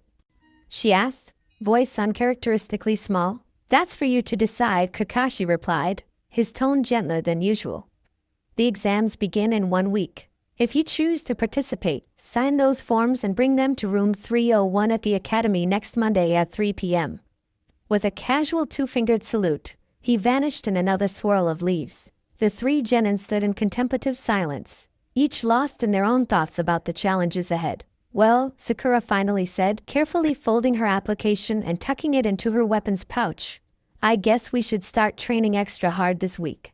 Sasuke agreed, already turning to leave. Don't hold me back. The words carried his standard arrogance, but lacked their usual bite. Naruto remained uncharacteristically quiet, eyes distant as he stared at the form in his hands. 1 week to prepare. 1 week to become stronger than he'd ever been.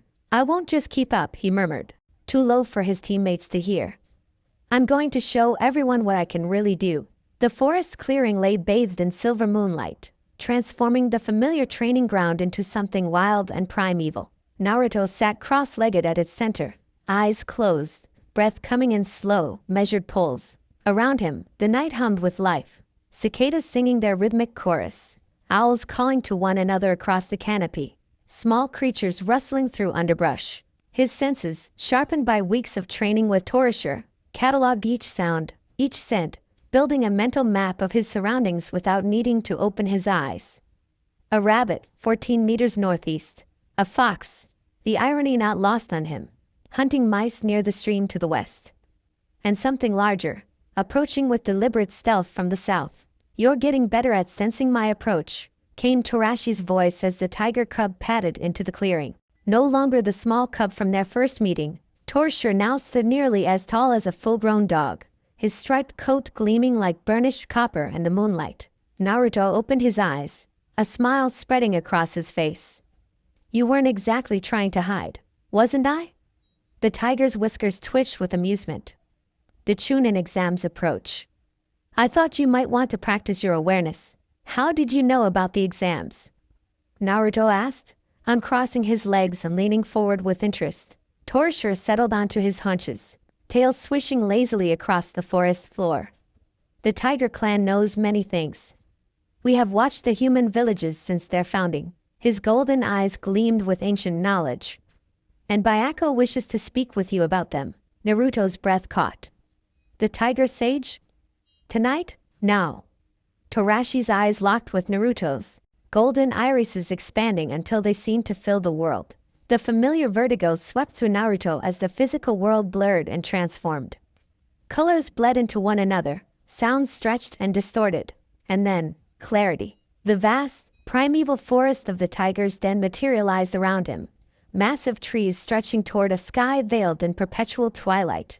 Unlike his first visit, Naruto now knew to expect Torashi's transformed appearance.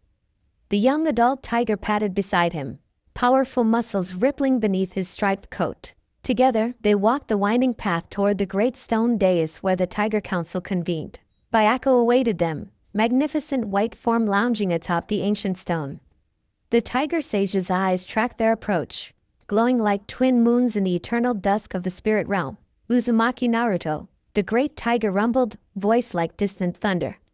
You face a trial soon. Naruto bowed his head in respect, a gesture that would have shocked anyone who knew his usual irreverent demeanor. The Chunin exams. I need to be ready.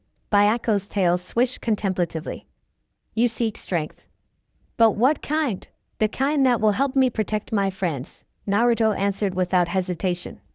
The kind that will make people acknowledge me. A sound like rolling stones emerged from Byaku's chest, a tiger's laughter. Good answer, cub. But incomplete. He rose to his full, imposing height, towering over Naruto. The exams will test more than your strength. They will test your cunning, your adaptability, your restraint. Restraint? Naruto echoed, confusion evident in his voice. A tiger does not unleash its full power against lesser prey, Byako explained, beginning to circle Naruto with the fluid grace of a predator. It measures its response, conserves energy, reveals only what is necessary. Understanding dawned on Naruto's face. You're saying I shouldn't show everything I can do right away. The element of surprise is a predator's greatest advantage, Byako confirmed. But there is more. The massive tiger stopped directly before Naruto, bringing his great head down until their eyes were level. You will face enemies with powerful chakra. Some will remind you of yourself, containers of forces beyond human understanding. A chill ran down Naruto's spine. Like the Nine Tails? Similar yet different. You must be cautious, but not fearful. Byaku's golden eyes seemed to peer into Naruto's very soul. And you must be prepared for a shadow that moves between the trees, a serpent whose bite brings corruption. A snake? Naruto frowned, trying to make sense of the cryptic warning. One who has shed his human skin many times, Byako growled, revealing gleaming fangs.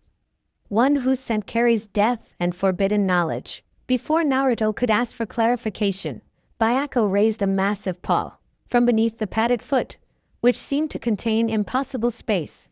The tiger extracted what appeared to be a scroll similar to Naruto's summoning contract, though smaller and marked with different symbols. This contains 3 techniques of the Tiger Clan, Byako explained as the scroll floated through the air to hover before Naruto. Study them. Master what you can before your trial begins. Naruto reached out with trembling fingers, awed by the gift. The scroll felt warm to the touch, almost alive, as if the paper itself contained a beating heart. Thank you, Byako-sama. The great white tiger inclined his head. Remember, young one, a tiger reveals its claws only when necessary.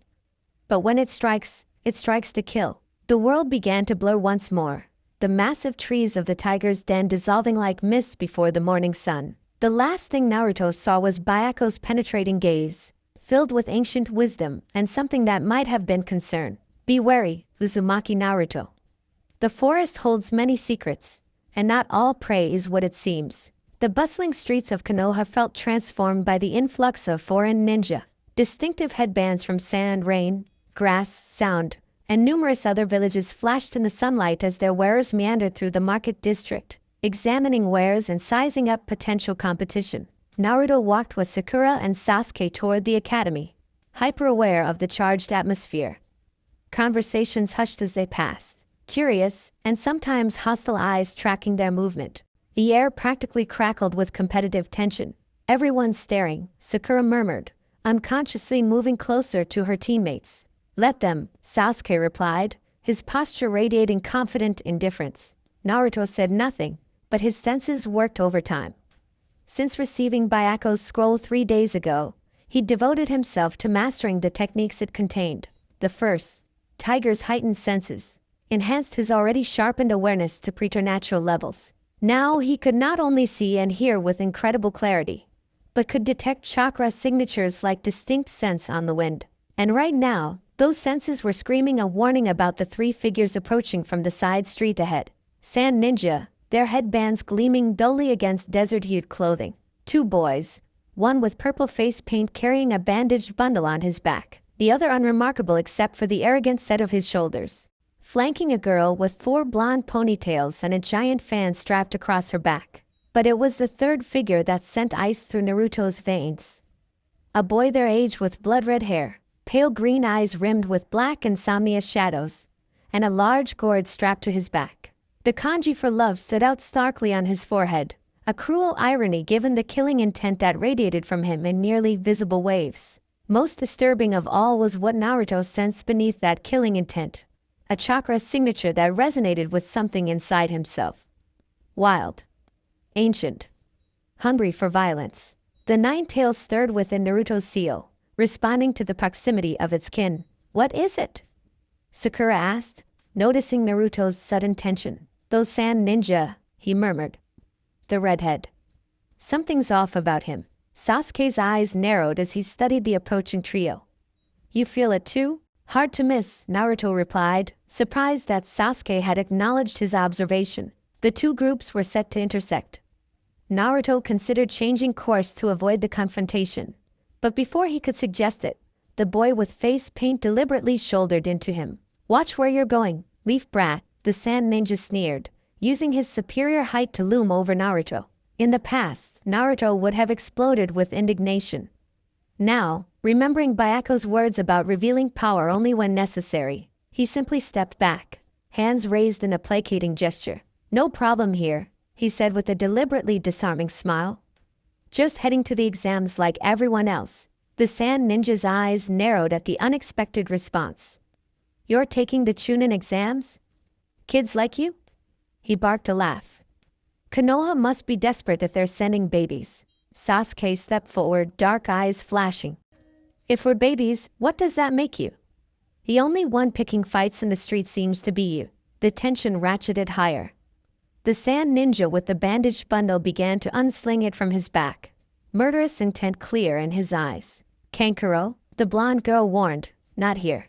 I just want to teach these leaf brats some manners." "Tamari," Kankuro replied, fingers twitching with anticipation. Enough. The single word, spoken barely above a whisper, froze everyone in place.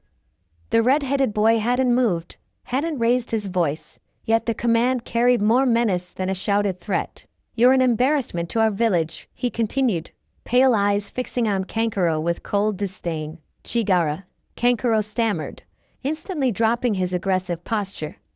"I was just, shut up or I'll kill you." The casual way he delivered the death threat, as if commenting on the weather, sent chills down Naruto's spine. This wasn't empty bravado. It was a simple statement of fact.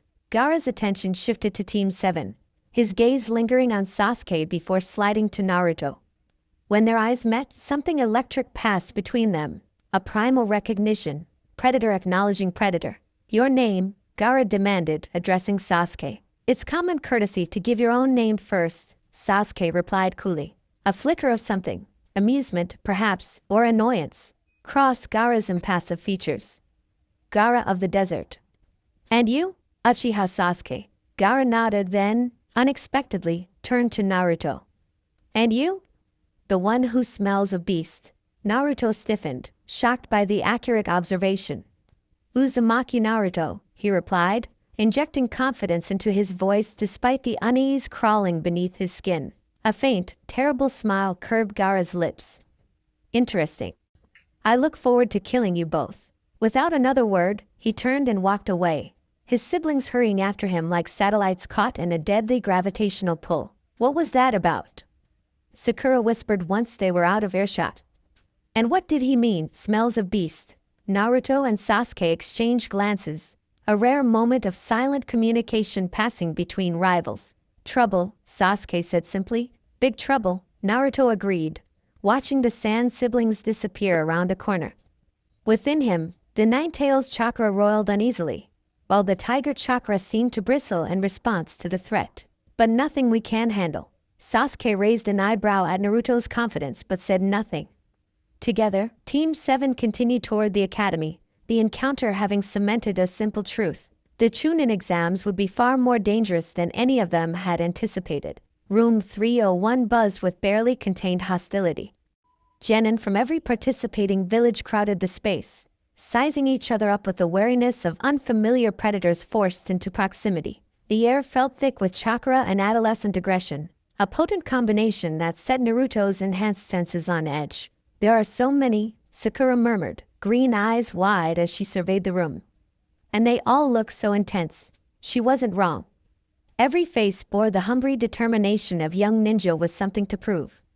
Some lounged with affected casualness that didn't quite mask their readiness to fight.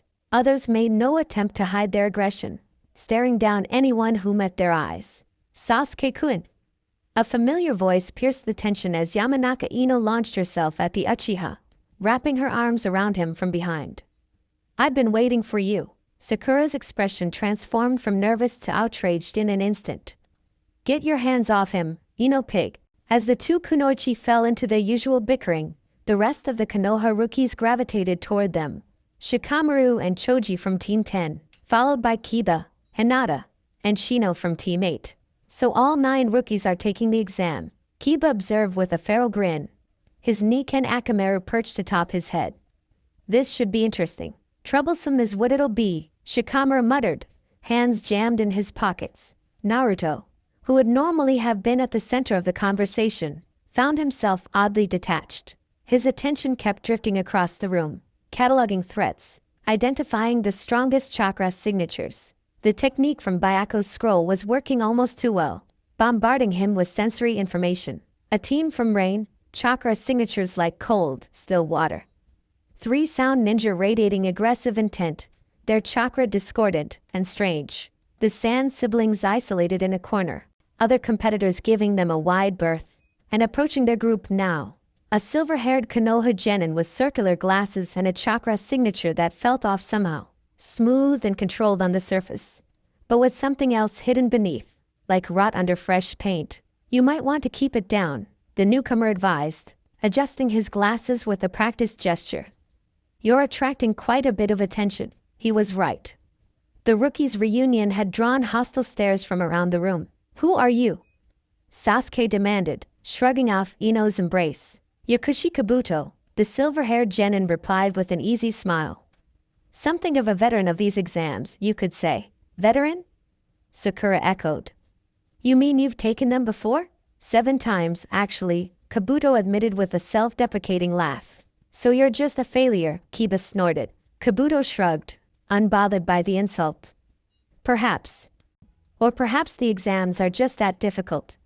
He reached into his weapons pouch, extracting a deck of cards. I've collected quite a bit of information over the years. These ninja info cards contain data on almost all the participants. The rookies crowded closer, interest piqued by the prospect of intelligence on their competition. Sasuke stepped forward, dark eyes intense. Show me Gaara of the desert and Rock Lee of Konoha. As Kabuto obliged, displaying cards with surprisingly detailed information, Naruto's attention fixed on the silver-haired genin himself rather than the cards. Something about Kabuto triggered his instincts in the same way Gaara had, though for entirely different reasons. Where Gaara radiated open menace, Kabuto's danger felt concealed, deliberate. And what about him? Naruto found himself asking, pointing directly at Kabuto. Got a card on yourself? Surprise flickered across Kabuto's features before his pleasant smile reasserted itself. Curious about me? I'm flattered, but there's really not much to tell. Humor me, Naruto insisted, ignoring the confused looks from his fellow rookies. Something calculating entered Kabuto's eyes, though his friendly demeanor never wavered. Well, if you insist. He drew a card, channeling chakra into it to reveal his statistics. Yukushi Kabuto, Genin of Konoha. Specialized in medical ninjutsu. Average taijutsu and genjutsu skills. Completed 163 D-rank missions, 28 C-rank, 2 B-rank. Nothing spectacular, I'm afraid. The information sounded reasonable, yet Naruto couldn't shake his suspicion. His enhanced senses detected minute fluctuations in Kabuto's chakra as he spoke, the subtle tells of someone controlling their presentation very carefully. Before he could press further, a commotion erupted across the room. The three sound ninja moved with blinding speed, attacking Kabuto in what appeared to be retaliation for a perceived slight. Despite seemingly dodging the attack, Kabuto's glasses shattered, and he doubled over, vomiting on the floor. Kabuto-san. Sakura rushed to his side, medic instincts kicking in despite their brief acquaintance. The sound ninja loomed over the silver-haired genin, smugly triumphant. Put this on your cards, the one wrapped in bandages sneered. The sound ninja will all become Chunin this year. The confrontation effectively ended when a cloud of smoke erupted at the front of the classroom, revealing a scarred, imposing man in a black trench coat flanked by several Chunin examiners. Silence, you worthless bastards. The man bellowed, his voice cutting through the chaos like a blade. I am Marino Ibiki, proctor for the first exam. There will be no fighting without permission, and even then, killing is not permitted. His scarred face twisted into a sadistic smile. Anyone who disobeys me fails immediately. Understood? The room fell silent, killing intent instantly redirected toward the imposing proctor. Now, Ibiki continued, come forward one by one to receive your seating assignments. The written portion of the exam is about to begin. Written exam. The two words sent a spike of panic through Naruto that momentarily overwhelmed even his concerns about Kabuto and the sound ninja. His academic skills had always been his weakest point, a fact well known to everyone in Konoha. Relax, came Torashi's voice in his mind, the tigers sensing his distress through their link. Remember the technique. Your senses will guide you. Naruto took a deep breath, centering himself as he accepted his seating assignment. The rookies were strategically separated, preventing them from helping each other. He found himself seated between unfamiliar genin from other villages. Isolation clearly part of the exam's psychological warfare. As the tests were distributed and Ibiki explained the severe point reduction system and team elimination rules, Naruto forced himself to remain calm. The questions, when he finally looked at them, confirmed his worst fears: complex mathematical formulas, obscure ninja codes, theoretical scenario analysis. Far beyond genin level, let alone his personal capabilities. They're testing something else, Torasha observed through their link. Think. Why make the questions impossible? Understanding dawned on Naruto as he glanced around the room. The careful spacing of candidates, the harsh punishment for being caught cheating, the Chunin observers lining the walls with clipboards. They want us to cheat, he realized. Without getting caught. It's an information-gathering test. Precisely, Torasha confirmed. And what technique did you just master? A slow grin spread across Naruto's face as he channeled chakra in the specific pattern Byaku's scroll had taught him. Tiger's heightened senses. The world around him transformed as his awareness expanded exponentially. Suddenly, he could hear the scratch of every pencil against paper, distinguish the rhythm of each candidate's breathing, catch the subtle shift of muscles as someone used a hidden technique to gather answers. A girl 3 rows ahead was using a subtle ice mirror jutsu to see other papers. A Hyuga, not Hinata, but someone older, had activated their Byakugan to see through others. And directly in front of Naruto, a Chunin plant was deliberately writing the correct answers, positioned where several observant genin could see. In the past, Naruto might have panicked or attempted some outlandish scheme. Now, he simply closed his eyes, concentrating on the sound of the plant's pencil. Each scratch, each pause told him exactly what was being written. Using his enhanced hearing, he methodically copied the answers, his heightened proprioception allowing him to write without looking at his own paper. To any observer, he appeared to be struggling in concentration, perhaps praying for divine intervention. In reality, he was executing a sophisticated sensory technique that even most Jounin would find impressive. When Ibiki announced the final, all-or-nothing 10th question with its permanent demotion penalty, Naruto didn't flinch. The same instincts that had warned him about Gaara and Kabuto now told him this was another test, not of knowledge, but of resolve.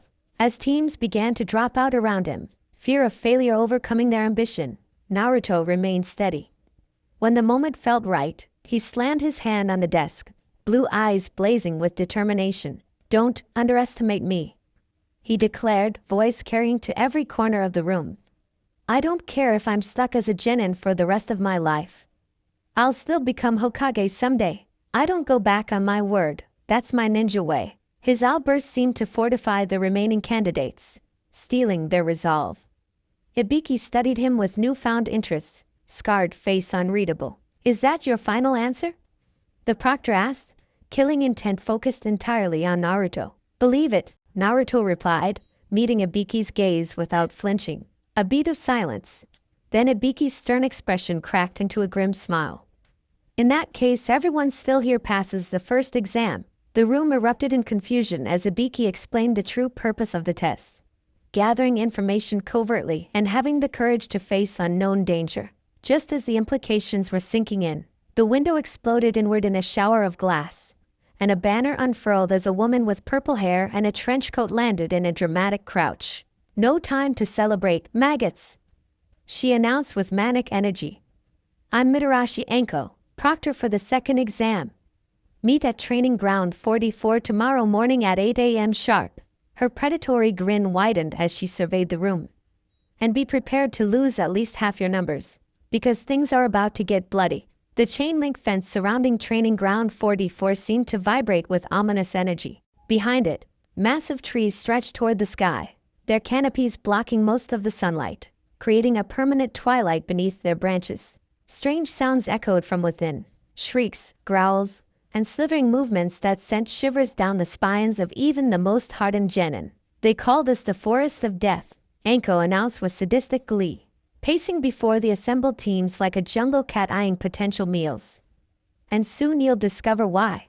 Naruto stood between Sasuke and Sakura, unusually quiet as he studied the forest beyond the fence. His enhanced senses detected countless chakra signatures within. Animals, plants, insects, all thrumming with dangerous energy. The forest itself felt alive, watching, waiting. "Listen carefully," came Terashi's voice in his mind. "That forest is old. Wild. The creatures within answer to no human. Even tigers would tread carefully there." "You know about this place?" Naruto asked internally, surprised. "We know all the wild places," Torisha replied. "The Forest of Death was ancient when Konoha was young. It has its own rules, its own hierarchy. And you would do well to respect them." As Anko explained the rules of the survival portion, each team receiving either a heaven or earth scroll, needing to obtain both to reach the central tower within 5 days. No looking at the scrolls until then. Naruto found himself scanning the other teams with new awareness. The Sand siblings stood apart as usual, Gaara's impassive face betraying no emotion. The Sound team huddled together, whispering among themselves with sinister intent, and Kabuto's team positioned themselves strategically, the silver-haired genin's pleasant smile never reaching his eyes. "Begin preparing your survival strategy," Anko instructed as consent forms were distributed. "You'll exchange your team's forms for a scroll at the check-in station. The exam begins at noon sharp." As the teams dispersed to discuss tactics, Naruto pulled Sasuke and Sakura into a secluded spot beneath a nearby tree. "I need to tell you guys something," he said, voice low and serious. "Something I've been keeping secret." Sasuke's eyes narrowed with interest, while Sakura leaned closer, concern evident in her expression. "What is it, Naruto?" she asked. "Are you worried about the exam?" "No, it's not that." He took a deep breath, decision made. "Remember the tiger in the Land of Waves? During the fight on the bridge? Kind of hard to forget a massive battle tiger appearing out of nowhere," Sasuke replied dryly. Naruto reached into his jacket, extracting a small scroll marked with tiger stripe patterns. "I have a summoning contract with the Tiger Clan. I signed it just before we became genin." Sakura's eyes widened. "A summoning contract?"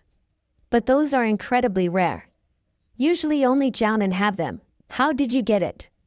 Sasuke demanded, intensity radiating from his entire being.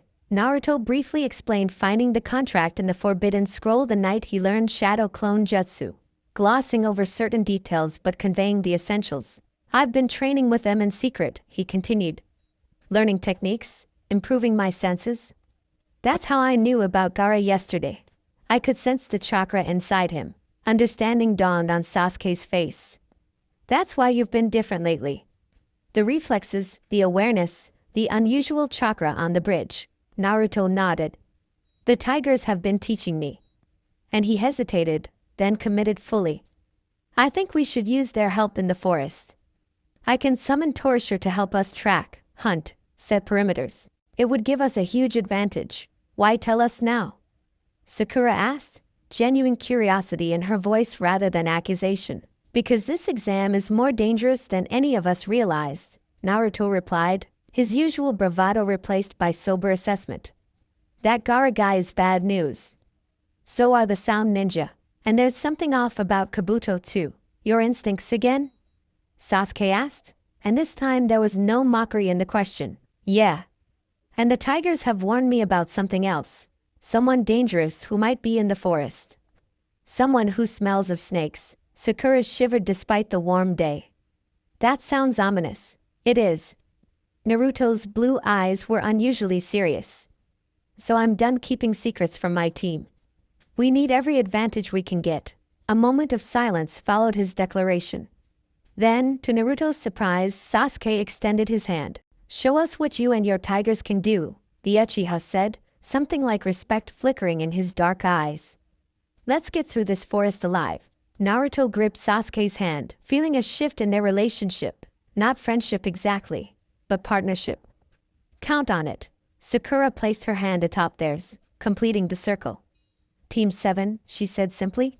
For the first time since the exams began, Naruto felt the tight knot of apprehension in his chest loosen slightly.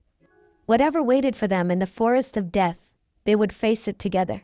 Gate 12 loomed before Team 7, one of many entrances spaced evenly around the forest of death's perimeter. The Chunin guard checked their heaven scroll one last time before handing it to Sasuke, who tucked it securely into his weapon's pouch. Remember the plan, the Uchiha murmured as they prepared for the signal. Quick and efficient. No unnecessary risks. Naruto and Sakura nodded in agreement. The strategy they developed was simple but solid. Use Naruto's enhanced senses and tiger summons to locate a weaker team quickly, ambush them for their scroll, then make directly for the central tower without lingering in the dangerous forest. Get ready! The Chunin called as the second hand on his watch approached noon. And begin. The gates swung open, and Team 7 darted into the shadowy embrace of the forest. Immediately, the atmosphere changed. Air thicker, sounds muffled, light reduced to dappled patterns that shifted with every breeze. The trees here were ancient giants, their massive trunks wider than houses, their root systems creating natural shelters and death traps in equal measure. Once they'd put sufficient distance between themselves and the entrance, Naruto called a halt in a small clearing. Without preamble, he bit his thumb and flashed through the summoning seals. Summoning jutsu. A puff of smoke, and Torture appeared. To Sakura's audible gasp of surprise, the tiger had grown significantly since Naruto first signed the contract. Now the size of a large wolf, muscles rippling beneath his striped coat. Torture, Naruto said by way of introduction, meet my team properly. Sasuke and Sakura. The tiger studied them with intelligent golden eyes, tails swishing contemplatively. The Uchiha survivor and the girl with perfect chakra control, he observed. Interesting companions you've chosen, Naruto. We didn't exactly choose each other, Sasuke replied dryly. Torashi's whiskers twitched in what might have been amusement. Fate has its own design. He turned to Naruto, all business. What do you require of me? We need to find another team quickly, preferably one with an earth scroll. Can you help track? Of course. The tiger's nostrils flared as he sampled the forest air. Many human scents. Some fresh, others his ears flattened against his skull. There are old scents too. Scents that should not be here. What do you mean? Sakura asked, fingers unconsciously tightening around a kunai. Death. decay. And Torashi's golden eyes met Naruto's. Serpent. A chill ran down Naruto's spine as Byaku's warning echoed in his memory. A serpent whose bite brings corruption. Let's focus on finding another team first, Sasuke interjected, practical as always. We can worry about mysterious snake people after we have both scrolls. Torasher nodded and set off at a ground-leading lope, Team 7 following close behind. The tiger moved with silent grace through the underbrush, pausing occasionally to scent the air or examine disturbed vegetation. After 20 minutes of careful progress, he froze, body tensing into a hunting crouch. Ahead, he whispered, voice carrying to them without disturbing the forest. 3 genin from the Rain Village. Moving southeast toward the stream. Perfect, Sasuke murmured, activating his Sharingan. Let's set up an ambush point. They moved swiftly into position, Naruto and Torasher circling wide to flank their targets, while Sasuke and Sakura prepared the main trap. Working with his tiger partner, Naruto felt a surge of pride at how smoothly they coordinated, communicating through subtle gestures and their mental link. When the Rain Ninja entered the killing zone, a small depression where massive roots created a natural arena, Team 7 struck with devastating precision. Sakura launched a barrage of kunai with explosive tags, forcing the enemy team to scatter. Sasuke engaged the strongest-looking ninja directly, his Sharingan predicting and countering every move. Naruto and Torasher attacked as one, the tiger leaping at one ninja while Naruto's shadow clones overwhelmed the third. The battle lasted less than 2 minutes. The Rain Ninja, the older and more experienced, were completely unprepared for the coordinated assault. When the dust settled, they lay unconscious and bound against a tree trunk, their earth scroll now safely in Naruto's possession. That was remarkably efficient, Sakura observed, barely winded from the brief encounter. We got lucky, Sasuke replied, ever cautious. They weren't expecting an ambush so early in the exam. Naruto held up the earth scroll triumphantly. Who cares? We've got both scrolls now. We can head straight for the tower. Torasher, however, remained tense, ears swiveling as he monitored the forest. Something approaches, he growled, hackles rising. Something wrong. The words had barely left his mouth when an unnatural wind tore through the clearing, more powerful than any natural gust could be in the dense forest. Team 7 braced against the onslaught, but Naruto found himself separated from the others, the hurricane force gale hurling him deep into the woods. He crashed through branches and underbrush, instinctively channeling chakra to protect himself from the worst impacts. When he finally came to a stop, slamming against the trunk of a massive tree, he found himself alone in unfamiliar territory. Torasher was nowhere to be seen, their mental link temporarily disrupted by the shock and distance. Sasuke. Sakura. He called, then immediately regretted it as a massive shadow fell across the forest floor. The snake that emerged from the canopy was larger than any creature had a right to be, easily 20 meters long, with scales the size of dinner plates and eyes that gleamed with unnatural intelligence. Its massive head swayed hypnotically as it regarded Naruto, forked tongue flicking out to taste the air. A little fox cub, lost in the woods, came a voice that seemed to originate from everywhere and nowhere, silky, amused, and terrifying in its casual malice. How convenient. Naruto scrambled to his feet, kunai drawn as he backed away from the monstrous serpent. Who are you? Show yourself. A chuckle echoed through the trees, setting Naruto's teeth on edge. Patience, Naruto-kun. We'll have our proper introduction soon enough. The giant snake lunged with shocking speed. Naruto dodged by millimeters, feeling the wind of its passage as he rolled beneath a massive root. Channeling tiger chakra to enhance his reflexes, he flashed through familiar hand signs. Multi-shadow clone jutsu. The forest filled with orange-clad clones, each launching themselves at the serpent from different angles. The snake writhed and struck, dispelling clones by the dozen, but its sheer size made it impossible to avoid all attacks. Kunai embedded themselves in its scales, explosive tags detonated against its length, forcing it to recoil in pain and anger. Using the distraction, Naruto bit his thumb again, slamming his palm against the ground. Summoning jutsu. Smoke erupted, but instead of Torasher or Kanryu, only a tiger cub appeared, barely larger than a house cat, with oversized paws and a confused expression. What? Naruto gasped, horrified by the failed summoning. That's not right. Something is interfering with your chakra flow, the cub mewed, backing away from the massive snake. I cannot remain. The cub vanished in another puff of smoke, leaving Naruto alone against the increasingly enraged serpent. Panic threatened to overwhelm him as he realized something was indeed wrong with his chakra. It felt sluggish, disrupted, as if some external force was interfering with his connection to both the tigers and his own reserves. Disappointing, came the voice again, now accompanied by a figure standing atop the snake's head. A grass ninja with long black hair and an unnaturally wide smile. I had hoped for more of a demonstration from the Nine-Tails Jinchuriki. Naruto's blood ran cold. This stranger knew about the fox. Knew what he contained. Who are you? He demanded again, backing away slowly. Just a fellow participant, the grass ninja replied, smile widening impossibly. Though I must admit, I'm more interested in your teammate than in you, Sasuke, Naruto realized with dawning horror. What do you want with him? That's between me and the last Uchiha, the ninja replied, making a casual hand sign that sent the snake lunging forward once more. This time, Naruto couldn't fully evade.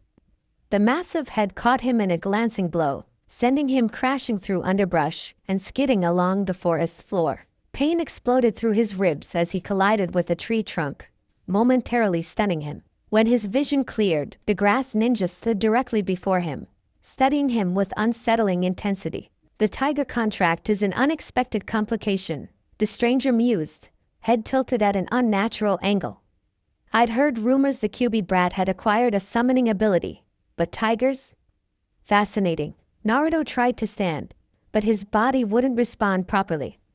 His chakra network felt scrambled, as if his very life energy was being suppressed. What did you do to me? He gasped. A simple disruption technique, the ninja replied with a dismissive wave. I can't have you interfering with my plans for Sasuke-kun after all. The unnatural smile widened further, though perhaps I should take the opportunity to examine that seal of yours. The force work was always so intriguing. Elongated fingers reached for Naruto's stomach, where the nine-tailed seal lay hidden beneath his clothing. In that moment of extreme danger, both chakras within him, fox and tiger, surged in desperate self-preservation. The seal on his stomach burned white-hot as crimson chakra leaked through, meeting and mingling with golden tiger energy. The striped chakra cloak began to form, but the grass ninja's hand slammed into Naruto's abdomen with precision, 5 glowing fingertips driving into specific points on the seal. 5-pronged seal. The stranger hissed, voice dropping an octave to reveal something darker, older beneath the disguise. Agony unlike anything Naruto had ever experienced tore through him. The dual chakras that had been surging to his defense were abruptly cut off, caged behind a secondary seal that disrupted the harmonization he'd achieved. He screamed, back arching off the ground as his vision filled with black spots. Much better, the grass ninja purred, stepping back to admire his handiwork. That should keep you occupied while I attend to Sasuke-kun. Through the haze of pain, Naruto saw the stranger's face shift. Pale skin seemed to crack and peel away in places, revealing glimpses of something white and serpentine beneath. One eye, briefly exposed, was not human at all. Vertical pupils set in yellow iris, watching Naruto with cold, reptilian calculation. What are you? Naruto gasped.